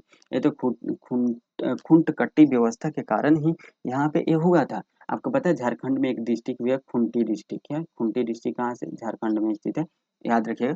तो जो है खूंट कट्टी व्यवस्था जो है वो इससे समाप्त की गई, जबकि मान्यता प्रदान नहीं की गई थी। तो ये पॉइंट तो गलत है, 1 नंबर पॉइंट। संथाल परगना नामक एक नए जिले का निर्माण किया गया, ये बिल्कुल सही पॉइंट है। विद्रोह की एक महत्वपूर्ण उपलब्धि 1908 में छोटा नागपुर पठार काश्तकारी अधिनियम पारित किया गया, ये भी सही पॉइंट है। और इस विद्रोह के फलस्वरूप जबरन बेगारी पर प्रतिबंध लागू किया, ये भी सही पॉइंट है। तो 2 3 4 पॉइंट सही है। देन 2 3 4।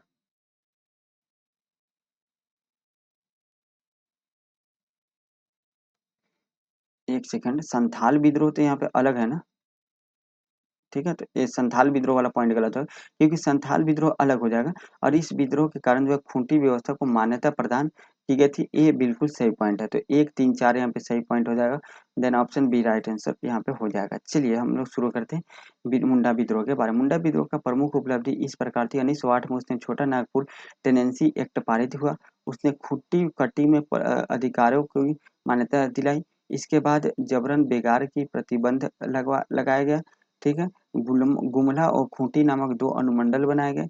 सूदखोरी को प्रतिबंध किया गया एवं भूमि हस्तांतरण पर रोक लगाई गई। लोगों ने ब्रिटिश विरोधी भावना का प्रसार हुआ इत्यादि। ठीक है? तो ये यहाँ पे मुंडा विद्रोह का प्रभाव देखने को मिलता है, याद रखिएगा।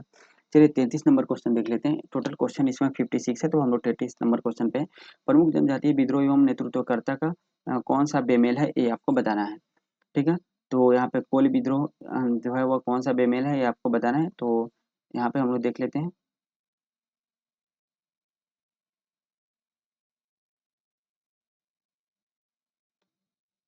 चलिए, तो यहाँ पे वो कूट वाला नहीं दिया गया, आपको बस इसी में आंसर चूज करना है। ठीक है? तो कौन सा जोड़ा बेमेल है, आपको बताना है। प्रमुख जनजातीय विद्रोह में नेतृत्वकर्ता में कौन सा जोड़ा बेमेल है। तो कोल विद्रोह बुद्धो भगत द्वारा किया गया था, सही पॉइंट है। फराइजी विद्रोह करमशाह के द्वारा किया गया था। सावंतवादी विद्रोह फोंड सावंत के द्वारा किया था, लेकिन जो है वह खोंडजी बाघ विद्रोह खोंडजी बाघ द्वारा ये नहीं किया गया था। ठीक है? तो ऑप्शन डी जो है यहाँ पे जो है बेमेल है। चलिए इधर इसका पॉइंट देख लेते हैं। एक सेकंड, एक सेकंड। यहाँ पे जो है वह ए वाला फराइजी विद्रोह करमशाह के द्वारा नहीं किया गया था। तो ऑप्शन बी यहाँ पे है, ऑप्शन डी राइट आंसर हो जाएगा, याद रखिएगा। ठीक है, चलिए हम यहाँ पे अब इसका डिस्कशन करते हैं। गोरा फराइजी आंदोलन बंगाल के फरीदपुर क्षेत्र में हुआ था। यह हाजी शरीयतुल्लाह के विचारों पर प्रभावित था। इस आंदोलन का उद्देश्य इस्लामी सिद्धांतों के खिलाफ जाने वाले सभी सिद्धांतों रीति रिवाजों को खत्म करके धर्म की सुरक्षा बनाना था। यह विद्रोह 1838 से 1857 ईस्वी तक चलता रहा। कालांतर में इस संप्रदाय के अनेक समर्थक वहाबी आंदोलन में सम्मिलित हो गए और घोड़जी का विद्रोह मैसूर में हुआ था। ठीक है, इतना ही पॉइंट इससे दिया गया। क्वेश्चन नंबर 34 देख लेते हैं। 1855 के संथाल विद्रोह के बारे में निम्नलिखित कथनों पर विचार कीजिए। संथाल लोग निराशाजनक स्थिति में थे क्योंकि जनजाति की भूमि पट्टे पर दे दी गई थी। संथाल विद्रोह के साथ अंग्रेज अधिकारियों ने बहुत नरमी से व्यवहार किया। संथालों के अवासित क्षेत्रों को अंततः संथाल परगना के नाम से जाने जाने वाली अलग प्रशासनिक इकाइयों में संगठित कर दिया गया था। संथाल विद्रोह 19वीं सदी के मध्य के भारत का एकमात्र एकमात्र प्रमुख विद्रोह था। ठीक है? तो यहाँ पे हम लोग पॉइंट देख लेते हैं। ये तो सबसे पहले जो 1855-56 में हुआ था और इसमें क्या हुआ, निराशाजनक स्थिति में थे क्योंकि यहाँ पे ये जो है वो जनजातीय भूमि पट्टे पर दे दी गई थी। ये पॉइंट सही है। जो अंग्रेज जो है वो नरमी बिल्कुल नहीं बरते थे, तो ये पॉइंट गलत है। ठीक है? और जो है संथाल के अभी आवासित क्षेत्रों का अंततः संथाल परगना के नाम से जाना जाने लगा और अलग प्रशासनिक इकाइयों में संगठित कर दिया गया, ये भी पॉइंट सही है।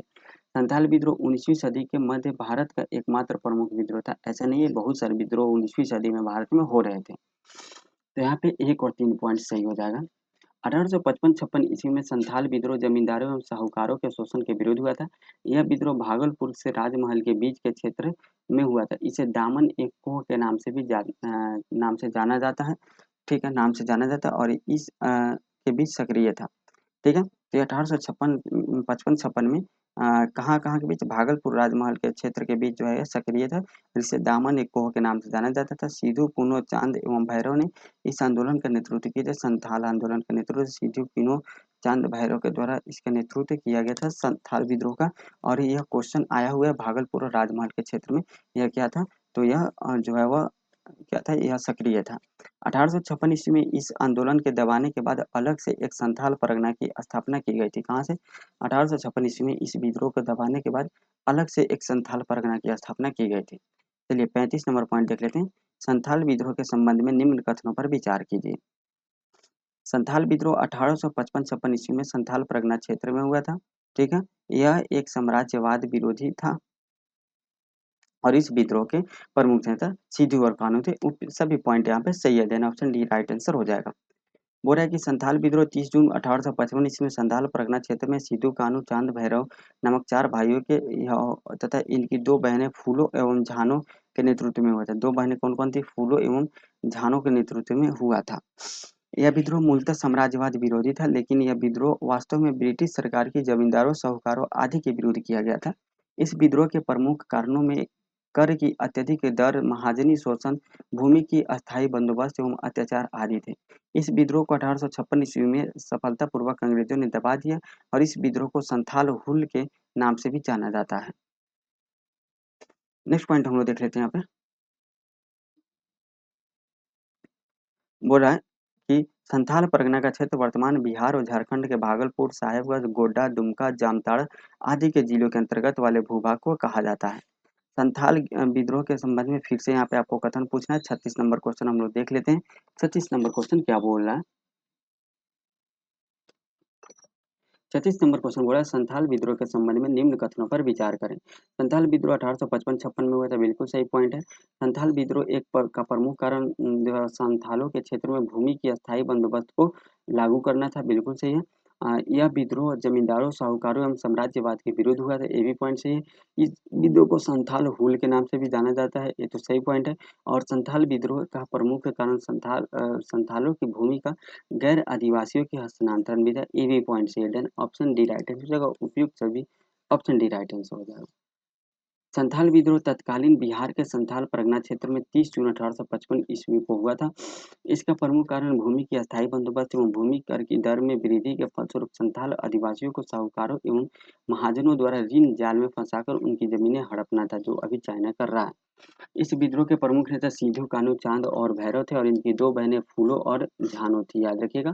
विद्रोही नेता को पकड़ने के लिए 10,000 का इनाम घोषित किया गया था। सबसे पहले सिद्धू पकड़ा गया तथा 5 दिसंबर 1855 को फांसी दे दी गई।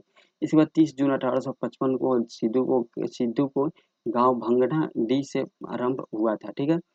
सिद्धू के गांव भागना डी से इस नेतृत्व का आरंभ किया गया था, ऑप्शन, ठीक है। तो ये यहाँ पे पॉइंट है। चलिए नेक्स्ट हम देख लेते हैं 37 नंबर क्वेश्चन। संथाल विद्रोह की उपलब्धियों के बारे में निम्न कथनों पर विचार करें। इस विद्रोह के आदिवासियों को जागरूक करने का कार्य किया गया। संथालों के लिए पृथक संथाल परगना बनाकर शांति स्थापित की गई और संथाल विद्रोह जो है वह संथाल विद्रोह के बाद इस क्षेत्र में कोई निश्चित क्षेत्र की घोषणा नहीं की गई। 1, 2, तीनों पॉइंट सही है। यहाँ पे बोला चार्ल्स वुड के नेतृत्व में एक नया पुलिस बना था, पुलिस कानून नहीं बना था। चार्ल्स वुड के नेतृत्व में वुड डिस्पैच आया था। वुड डिस्पैच जो है किससे संबंधित है? तो वह शिक्षा से संबंधित है। किससे? शिक्षा से संबंधित था। तो यहाँ पे 1, 2, 3 पॉइंट सही है। Then option A right answer हो जाएगा।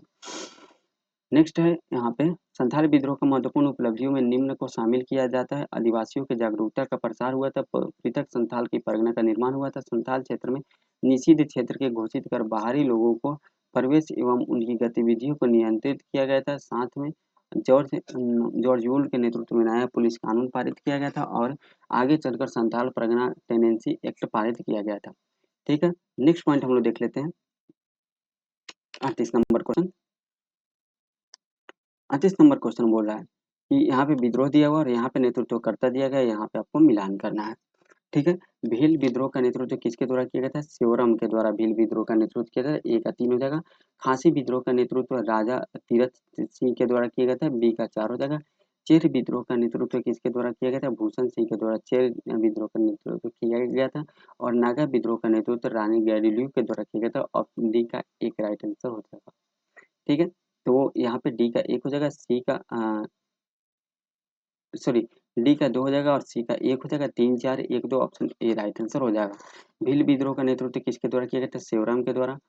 घासी विद्रोह का नेतृत्व राजा तीरथ सिंह के द्वारा। चेर विद्रोह का नेतृत्व भूषण सिंह के द्वारा और नागा विद्रोह का नेतृत्व रानी गौडिल्यू के द्वारा किया गया था। नेक्स्ट पॉइंट हम लोग देख लेते हैं। यहाँ पे फिर से विद्रोह दिया हुआ है और आपको यहाँ पे नेतृत्वकर्ता बताना है। यहाँ पे खोंड विद्रोह दिया हुआ। खोंड विद्रोह के नेतृत्व कौन थे? चक्र बिसोई थे। खोंड विद्रोह के नेतृत्व चक्र बिसोई है, एक आएक। रामोसी विद्रोह का नेतृत्व करता कौन है? चीतर सिंह है, बी का 4 हो जाएगा, ठीक है। पागलपंथी विद्रोह का नेतृत्व किसके द्वारा किया जाएगा? तो ये टीपू के द्वारा किया जाएगा, ठीक है। तो याद रखिएगा सी का 1 हो जाएगा। और कुका विद्रोह का नेतृत्व भगत जवाहर मल के द्वारा यहाँ पे किया गया था। तो यहाँ पे सी का क्या हो जाएगा? 1 हो जाएगा और डी का 3 हो जाएगा। 1, 4, 1 सॉरी यहाँ पे 2 होगा ना, 2, 4, 1, 3 यहाँ पे ऑप्शन बी राइट आंसर हो जाएगा। कोंड विद्रोह का नेतृत्व चक्र बिश्नोई के द्वारा, रामोसी विद्रोह का नेतृत्व चीतर सिंह के द्वारा, पागलपंथी विद्रोह का नेतृत्व टीपू के द्वारा, कुगा विद्रोह का नेतृत्व भगत सिंह के द्वारा यहाँ पे भगत जवाहर मल के द्वारा किया गया था। 40 नंबर क्वेश्चन देख लेते हैं, निम्न कथनों पर विचार करें। खाची विद्रोह के नेतृत्व राजा तीरथ सिंह ने किया था। ठीक है, खासी विद्रोह का नेतृत्व राजा तीरथ शाह ने किया था। तो ये पॉइंट यहाँ पे जो है वो खासी विद्रोह का नेतृत्व किया था। तो ये पॉइंट यहाँ पे सही है, हम लोगों ने ऊपर देखा था, ऊपर वाला क्वेश्चन में देखा था, इसमें नहीं है। पागलपंथी एक अर्धवार्षिक संप्रदाय था जिसकी स्थापना करम शाह ने किया था, बिल्कुल सही है। फराइजी आंदोलन का मुख्य उद्देश्य इस्लाम धर्म में सुधार करना था, ये भी पॉइंट सही है। 1 2 3 सभी सही है। ऑप्शन डी जो है ऑप्शन डी राइट आंसर हो जाएगा। चलिए नेक्स्ट हम लोग पॉइंट यहाँ पे देख लेते हैं, इसका जो है कुछ डिटेल देख लेते हैं। फराजी आंदोलन बंगाल के फरीदपुर जिले के आरंभ हुआ था और यह हाजी शरीयतुल्लाह द्वारा स्थापित मुस्लिम संप्रदाय के अनुयायी थे। इस आंदोलन का मुख्य उद्देश्य इस्लाम धर्म में सुधार करना था। इस आंदोलन ने जमींदारों और ब्रिटिश सरकार के खिलाफ किराएदारों के हितों का समर्थन किया था। ठीक है, 41 नंबर क्वेश्चन देख लेते हैं। अब 16 क्वेश्चन बाकी है, उसको देख लेते हैं। निम्नलिखित कथनों पर विचार करें। बघेरा विद्रोह ओखा मंडल के बघेरा द्वारा बड़ौदा का गायकवाड़ के विरुद्ध किया गया था। ठीक है, ये पॉइंट आपको रखना है। बाकी हम लोग इधर डिस्कशन कर लेते हैं, और कथन दिया हुआ है इसमें, बहुत सारा कथन है इसमें। ठीक है, तो यहाँ पे हम लोग यहाँ पे बोल रहे हैं। और दूसरा पॉइंट है गडकरी विद्रोह, जो है महाराष्ट्र में गडकरी जाति के विस्थापित सैनिकों ने अंग्रेजों के विरुद्ध विद्रोह किया था। ये भी पॉइंट सही है। Then option C right answer है, 1 और 2 दोनों सही है। ठीक है, पॉलीगारों का विद्रोह, तमिलनाडु के पॉलीगारों में ब्रिटिश भूमिकर व्यवस्था के विरोध में पंडित कट्टा वामयान के नेतृत्व में विद्रोह किया गया था। उड़ीसा के पाइक जाति के लोगों ने 1817 से 25 ईस्वी के दौरान बक्सी जंगबंधु के नेतृत्व में ब्रिटिश नीतियों के विरुद्ध पाइक विद्रोह किया था। नेक्स्ट हम देख लेते हैं 42 नंबर पॉइंट। बोल रहा है रामोसी विद्रोह के संबंध में निम्नलिखित कथनों पर विचार किया। रामोसी पश्चिमी घाट में रहने वाली एक लड़ाकू जाति थी। ठीक है, तो ये पॉइंट गलत है, पश्चिमी घाट में नहीं रहते थे। इन लोगों ने अपना सरदार चीता सिंह के नेतृत्व में 1822 में अंग्रेजों के विद्रोह नेतृत्व किया था, बिल्कुल सही है। यहाँ पे ब्रिटिश के दौरान यहाँ विद्रोह के दौरान इन लोगों ने सतारा के आसपास के क्षेत्रों में लूटपाट के अंजाम दिया था। ये भी पॉइंट सही है। 2 3 यहाँ पे पॉइंट बिल्कुल करेक्ट है। ऑप्शन बी, यहाँ पे ऑप्शन बी जो है यहाँ पे राइट आंसर हो जाएगा, याद रखिएगा। ठीक है, बोरा कथन 2 और 3 यहाँ पे जो है वह सत्य है। यहाँ पे देख लेते हैं। रामोसी पश्चिमी घाट में रहने वाले एक आदिम जनजाति थी। यह लोगों के अंग्रेजी शासन से बहुत असंतुष्ट थी। इसलिए 1822 ईस्वी में इसने चीतर सिंह के नेतृत्व में विद्रोह कर दिया। इसी प्रकार सितंबर 1839 में सतारा पर राजा प्रताप सिंह के सिंहासनच्युत तथा देश के निष्कासन से प्रदेश में असंतोष उत्पन्न हो गई थी। 1825-26 में भयंकर अकाल और अन्न भाव के कारण उन्होंने रामजी के नेतृत्व में पुनः विद्रोह किया था। चलिए, और है 1840-41 में विस्तृत दंगे हुए। नरसिंह दत्तात्रेय पेटकर ने बहुत से सैनिक एकत्रित कर बदामी के दुर्ग को जीत लिया तथा उस पर सतारा का राजा का ध्वज फहरा दिया था। ठीक है, ये भी पॉइंट इंपॉर्टेंट है, याद रखिएगा। चलिए 43 नंबर क्वेश्चन देख लेते हैं। गडकरी विद्रोह के संबंध में निम्न में से असत्य कथन का चयन कीजिए। गडकरी विद्रोह महाराष्ट्र के कोल्हापुर में हुआ था। ठीक है, यह बिल्कुल सही पॉइंट है। गडकरी लोग मराठों के किलों के कार्यरत वंशानुगत सैनिक थे, भी सही पॉइंट है। इस विद्रोह का नेतृत्व सावंत गडकरी ने किया था, एक गलत पॉइंट है। ठीक है, क्योंकि इसका नेतृत्व जो है वह कृष्ण पंडित के द्वारा किया गया था। गडकरी ने समनगढ़ भूदरगढ़ के किलों को जीत लिया था, ये भी पॉइंट सही। देना ऑप्शन सी यहाँ पे राइट आंसर हो जाएगा। यहाँ पे असत्य कथन आपको चुनना है। ठीक है, तो इसका देख ले सकते हैं। गडकरी विद्रोह का नेतृत्व दाजी कृष्ण पंडित ने किया था। बाद में अंग्रेजों ने इस विद्रोह को कुचल दिया और किले को फिर से प्राप्त कर लिया। गडकरी विद्रोह 1844 ईस्वी में हुआ था। ओके, नेक्स्ट पॉइंट देख लेते हैं 44 नंबर क्वेश्चन। इसमें असत्य कथन की पहचान करें। बघेरा विद्रोह पश्चिमी भारत में हुआ था। ठीक है, असत्य कथन देना देख लेते हैं। यहाँ पे जो है वह 1 2 3 वाला तो दिया तो नहीं है, ABCD करके, तो यहाँ पे नहीं दिया हुआ है। ठीक है, बोल रहे हैं यहाँ पे कि असत्य कथन का चयन करना है। बघेरा विद्रोह पश्चिमी भारत में हुआ था, बिल्कुल सही पॉइंट है। पश्चिमी घाट में रहने वाले रामोसी जाति के लोगों ने सरदार चित्तर सिंह के नेतृत्व में विद्रोह किया था, ये भी सही पॉइंट है। गडकरी विद्रोह का नेता घोंडजी बाघ था। नहीं नहीं। और सामंतवादी विद्रोह का नेता घोंडजी बाघ था। डी नंबर पॉइंट यहाँ पे असत्य बताया जा रहा है। चलिए नेक्स्ट यहाँ पे देख लेते हैं। सामंतवादी विद्रोह का नेतृत्व मराठा सरदार फोल्ड सावंत ने किया था। फोल्ड सावंत। 45 नंबर क्वेश्चन हम लोग देख लेते हैं। ठीक है। बोल रहा है किटूर विद्रोह के संबंध में निम्न कथनों पर विचार करें। वर्तमान कर्नाटक राज्यों के अंतर्गत किटूर नामक एक छोटा सा राज्य हुआ करता था। ठीक है। किटूर रियासत के शासक रानी चेन्नम्मा थी। चेन्नम्मा के पति एवं बेटे मृत्यु के बाद राज्य की हड़प नीति के तहत किटूर को अंग्रेजों ने अपने राज्य में मिला लिया था। किटूर को हड़पने के कारण वहां की रानी चेन्नम्मा ने 1824 ईस्वी में विद्रोह कर दिया था। ये चारों पॉइंट सही है, देन ऑप्शन डी यहाँ पे राइट आंसर हो जाएगा। ठीक है। ऑप्शन डी बोल रहा है यहाँ पे कि यहाँ पे किटूर विद्रोह के संबंध में उपयुक्त सभी कथन सत्य है। अपने पति और बेटे की मृत्यु के बाद रानी चेन्नम्मा ने शिवलिंगप्पा को गोद लिया था। रानी ने किटूर को हड़प नीति के अंतर्गत राज्य को नहीं हड़पने के लिए बम्बई प्रेसिडेंसी के लेफ्टिनेंट गवर्नर एल्फिंस्टन को पत्र भेजा था, लेकिन उसे अस्वीकार कर दिया गया। फलस्वरूप 1824 ईस्वी में अंग्रेज सेना एवं रानी चेन्नम्मा की सेना के बीच युद्ध हुआ, जिसमें अंततः अंग्रेजी विजयी हुए। रानी चेन्नम्मा को गिरफ्तार कर बेलहुंगल के किले में जो है वह दिया गया बंद कर दिया गया, जहां 2 फरवरी 1829 को उनकी मृत्यु हो गई थी। रानी चेन्नम्मा ब्रिटिश शासन के खिलाफ विद्रोह करने वाली भारत की पहली महिला शासक थी। युद्ध में रानी के प्रमुख सहयोगी संगोली रायन्ना और गुरु सिद्धप्पा थे। भारत आज़ादी के बाद भारत शासन ने उन्होंने रानी की उपाधि प्रदान की थी। ठीक है।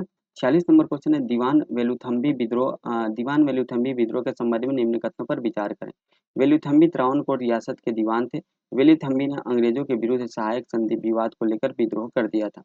इस विद्रोह को दबाने हेतु अंग्रेजों की एक बड़ी सैनिक टुकड़ी का सहयोग लेना पड़ा था। ठीक है। तो इसमें से कौन सा कथन सत्य है? तो 1, 2, 3 तीनों कथन सत्य है। ऑप्शन डी राइट आंसर हो जाएगा।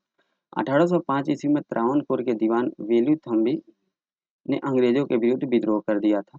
इस विद्रोह का कारण सहायक संधि को लेकर विवाद था। 1857 के पूर्व हुए विद्रोह में त्रावणकोर का विद्रोह एकमात्र ऐसा विद्रोह था जिसे राष्ट्रीय संघर्ष का दर्जा दिया गया था। ठीक है। तो त्रावणकोर प्रारंभ में ब्रिटिश शासन की एक मित्र राज्य था, तो इसने मैसूर के शासक टीपू सुल्तान के विरुद्ध ब्रिटिश कंपनी का सहयोग किया था। लेकिन कंपनी के साम्राज्य विस्तार की नीति देखते हुए यहाँ के दीवान वेलुथम्बी ने 1805 में अंग्रेजों के विरुद्ध विद्रोह कर दिया था। नेक्स्ट पॉइंट हम लोग देख लेते हैं। नेक्स्ट पॉइंट है कि इस विद्रोह के उत्तर भारत की अछूता नहीं रहा। वर्तमान में पश्चिमी उत्तर प्रदेश और हरियाणा अत्यंत के अंतर्गत आने वाले क्षेत्रों ने 1824 में सशस्त्र जो विद्रोह भड़क गया था। तो ये सब पॉइंट याद रखिएगा। 47 नंबर क्वेश्चन हम लोग देख लेते हैं। 47 नंबर क्वेश्चन में पहली गारो का विद्रोह वर्तमान भारत के किस राज्य में हुआ था? तो तमिलनाडु में हुआ था। ऑप्शन बी राइट आंसर हो जाएगा। पोलीगारो का विद्रोह वर्तमान तमिलनाडु राज्य में हुआ था। यह युद्ध भारत के पूर्व तिरुनेलवेली साम्राज्य के पॉलीगर्स एवं ब्रिटिश ईस्ट इंडिया कंपनी के वालों के बीच 1799 और 1801 ईस्वी में हुआ था। इस विद्रोह का नेतृत्व वीपी कट्टावामान ने किया था और यह विद्रोह ब्रिटिश भूमिकर व्यवस्था के विरोध में हुआ था। 1844 है। 1848 नंबर क्वेश्चन है। 1844 ईस्वी में सूरत में नमक आंदोलन होने का निम्न में से कौन सा सही कारण है? भारतीयों के नमक बनाने पर रोक लगाने के कारण, ठीक है, और नमक कर में वृद्धि करने का कारण। जो नमक कर में वृद्धि हुआ था इसी के कारण हुआ था। ऑप्शन बी राइट आंसर हो जाएगा। 1844 में कहाँ पे हुआ था? सूरत में हुआ था। नेक्स्ट देख लेते हैं। 1844 में अंग्रेजों द्वारा नमक कर को 1/2 रुपए प्रति मन से बढ़ाकर 1 रुपए प्रति मन कर दिया गया, जिसके कारण सूरत के लोगों को अंग्रेजों के विरुद्ध विद्रोह कर दिया। अत्यधिक विरोध के कारण अंग्रेजों ने नमक बनाने पर बढ़ाए गए कर को वापस ले लिया। इसी प्रकार 1848 ईस्वी में सरकार ने एक मानक नापतोल लागू किया, जिन्हें लोगों ने विद्रोह के कारण वापस ले लिया गया। नेक्स्ट पॉइंट देख लेते हैं। यहाँ पर 49 नंबर क्वेश्चन। पाइका विद्रोह से संबंधित कथनों में कौन से कथन असत्य हैं? पाइका जो उड़ीसा के परंपरागत पैदल सैनिक थे। पाइका क्या थे? उड़ीसा के परंपरागत पैदल सैनिक थे। इस विद्रोह में पाइकों का नेतृत्व जंग बंधु ने किया था। पाइक अपनी सैन्य सेवाओं के बदले नकद वेतन प्राप्त करते थे। ठीक है, तो ये जो है कथन यहाँ पे असत्य है। ऑप्शन सी राइट आंसर हो जाएगा। ये कथन असत्य है, नगद वेतन नहीं प्राप्त करते थे। ठीक है, पाइका अपनी सैन्य सेवाओं के लिए लगान मुक्त भूमि प्राप्त करते थे तथा वंशानुगत आधार पर इस कार्य को करते हेतु अंग्रेजी कंपनी द्वारा 1803 में ओडिशा पर विजय प्राप्त की गई और खुर्दा के राजा को सिंहासन से हटाने के कारण पाइकों के सम्मान एवं शक्ति में बेहद कमी आई। 50 नंबर क्वेश्चन है, मात्र 6 क्वेश्चन अब और है। रंपा विद्रोह के संबंध में निम्न कथनों पर असत्य कथन का चयन करें। ठीक है, रंपा विद्रोह के बारे में देख लेते हैं। ठीक है, असत्य कथन यहाँ पे बताना है। देख लेते हैं यहाँ पे वो तो ए बी वाला कूट तो नहीं दिया गया है। नहीं, यहाँ पे कूट नहीं दिया गया। ठीक है, रंपा विद्रोह के बारे में यहाँ पे आपको बताना है। रंपा विद्रोह के बारे में असत्य कथन का चयन करना है। ब्रिटिश सरकार के अत्याचारों के खिलाफ अधिकारियों आदिवासियों को संगठित करने के लिए सीताराम राजू ने मान, मान, मान्याम क्षेत्र का व्यापक दौरा किया था। ये बिल्कुल सही पॉइंट है। उन्होंने क्षेत्र के आदिवासियों को दमनकारी मद्रास वन अधिनियम के खिलाफ लड़ने के लिए तैयार किया था। ये भी पॉइंट सही है। सीताराम राजू के विद्रोह के दौरान एहसास हुआ कि भारी हथियारों से लैस ब्रिटिश सेना का मुकाबला नहीं किया जा सकता, अतः उन्होंने पुलिस से ब्रिटिश हथियार छीनने के लिए 22 अगस्त 1922 को विशाखापट्टनम एजेंसी क्षेत्र में चिंतापल्ली पुलिस स्टेशन पर हमला कर दिया। तो यहाँ पे तीनों पॉइंट सही है। ऑप्शन डी राइट आंसर हो जाएगा। रंपा विद्रोह से संबंधित तीनों पॉइंट सही है। ठीक है, तो ये जो है रंपा विद्रोह से संबंधित जो है और ब्रिटिश सरकार सीताराम राजू को पकड़कर 7 मई 1924 ईस्वी को शहीद कर दिया। ठीक है, और सीताराम राजू के ये एक दुर्जय गुरिल्ला रणनीतिकार थे। ठीक है, ये गुरिल्ला युद्ध पद्धति थी, इनको पता था। 51 नंबर क्वेश्चन देख लेते हैं। खोंड विद्रोह के संबंध में निम्न कथनों पर विचार करें। खोंड विद्रोह का प्रमुख कारण मानव बलि को प्रतिबंधित करना था। ठीक है, और खोंड विद्रोह का नेतृत्व चक्र बिशोई ने किया था। यहाँ पे दोनों पॉइंट सही। ऑप्शन सी राइट आंसर होगा। खोंड विद्रोह के बारे में ऊपर हम लोग देख चुके हैं, बहुत सारा पॉइंट। ठीक है, यहाँ पे देख लेते हैं खोंड विद्रोह जो यहाँ पे डिस्कशन दिया हुआ है। ठीक है, खोंड मध्य प्रांत की एक जनजाति है। इसके मानव बलि को अंग्रेजों द्वारा प्रतिबंधित करने के कारण यह नए कर लगाने के कारण अंग्रेजों के शासन के विरुद्ध 1837 से 1856 तक विद्रोह किया। इस विद्रोह के नेता चक्र बिशोई तथा राजा बाद में राधा कृष्ण दंड सेन के नेतृत्व में सवारा एवं अन्य जनजातियों भी इस विद्रोह में शामिल हो गए। नेक्स्ट हम लोग देख लेते हैं जियात्रंग आंदोलन कहाँ प्रारंभ हुआ था। जियात्रंग आंदोलन का प्रारंभ कहाँ हुआ था? नागालैंड में हुआ था। ऑप्शन ए राइट आंसर हो जाएगा। भारत की स्वतंत्रता के लिए रानी गैडिलियो नागालैंड में क्रांतिकारी आंदोलन चलाए, जिसे जियात्रंग आंदोलन कहा जाता है। रानी गैडिलियो ने अपने नागा साथियों के साथ सविनय अवज्ञा आंदोलन का समर्थन किया। 1932 ईस्वी में इन्हें गिरफ्तार कर लिया गया एवं उन्हें 14 वर्ष जेल में व्यतीत करने पड़े। जवाहरलाल नेहरू ने इन्हें नागाओं की रानी कहकर पुकारा है। ठीक है, 1982 ईस्वी में पद्म भूषण से सम्मानित किया गया। 53 नंबर क्वेश्चन है, भारत के जनजातीय विद्रोह एवं संबंधित प्रमुख क्षेत्रों का कौन सा जोड़ा बेमेल है? ठीक है, पाइक विद्रोह उड़ीसा में हुआ था, कोया विद्रोह आंध्र प्रदेश में हुआ था, दीवान वेलुथम्बी विद्रोह मैसूर में हुआ था और पोलीगारो का विद्रोह महाराष्ट्र में नहीं हुआ था। पोलीगारो का विद्रोह कहाँ हुआ था? तो यह जो है वो पोलीगारो का विद्रोह महाराष्ट्र में नहीं हुआ था। पोलीगारो का विद्रोह तमिलनाडु में हुआ था। कहाँ पे हुआ था? तमिलनाडु में। देन ऑप्शन डी यहाँ पे राइट आंसर जगह ए बेमेल है। तो यहाँ पे पोलीगारो का विद्रोह तमिलनाडु में हुआ था। बेघरा का विद्रोह गुजरात में हुआ था। रामोसी विद्रोह पश्चिमी घाट में हुआ था। कित्तूर विद्रोह कर्नाटक में हुआ था। गडकरी विद्रोह महाराष्ट्र में हुआ था और फराइजी विद्रोह कहाँ पे हुआ था? बंगाल में हुआ था। तो ये यहाँ पे जो है वह डे 1 से संबंधित जो भी पॉइंट यहाँ पे दिए गए थे उसको हम लोगों ने देख लिए। ठीक है, तो यहाँ पे हम लोगों ने यूरोपीय कंपनियों के आगमन से संबंधित देखे। यूरोपीय कंपनियों के आगमन से जो भी भारत के प्रमुख गवर्नर जनरल वायसराय और हुए हैं उनके देखें। और जो जनजातीय विद्रोह हुए थे ये हम लोग देखें। जनजातीय विद्रोह जो हुआ था तो ये हम लोग देखें। तो टोटल ये आपको विद्रोह इस टॉपिक से रिलेटेड टोटल 53 क्वेश्चन हम लोगों ने देखे बहुत डिटेल के साथ। ठीक है, मिलते हैं नेक्स्ट टॉपिक के साथ। नेक्स्ट टॉपिक इसमें क्या है उसको हम लोग देख लेते हैं। ओके, नेक्स्ट टॉपिक इसमें कौन सा है? नेक्स्ट टॉपिक है यहाँ पे 1857 का महान विद्रोह, भारत में सामाजिक एवं आर्थिक धार्मिक सुधार आंदोलन और भारत में श्रम संघ आंदोलन। ये यहाँ पे है, इसके बारे में हम लोग नेक्स्ट क्लास में देखेंगे। तो आज के क्लास में मिलता है, मिलते हैं नेक्स्ट क्लास में। तो आप लोग इस चैनल को सब्सक्राइब करके बेल आइकन को दबाइए। तो आज की वीडियो में इतना ही, तब तक के लिए जय हिंद जय भारत।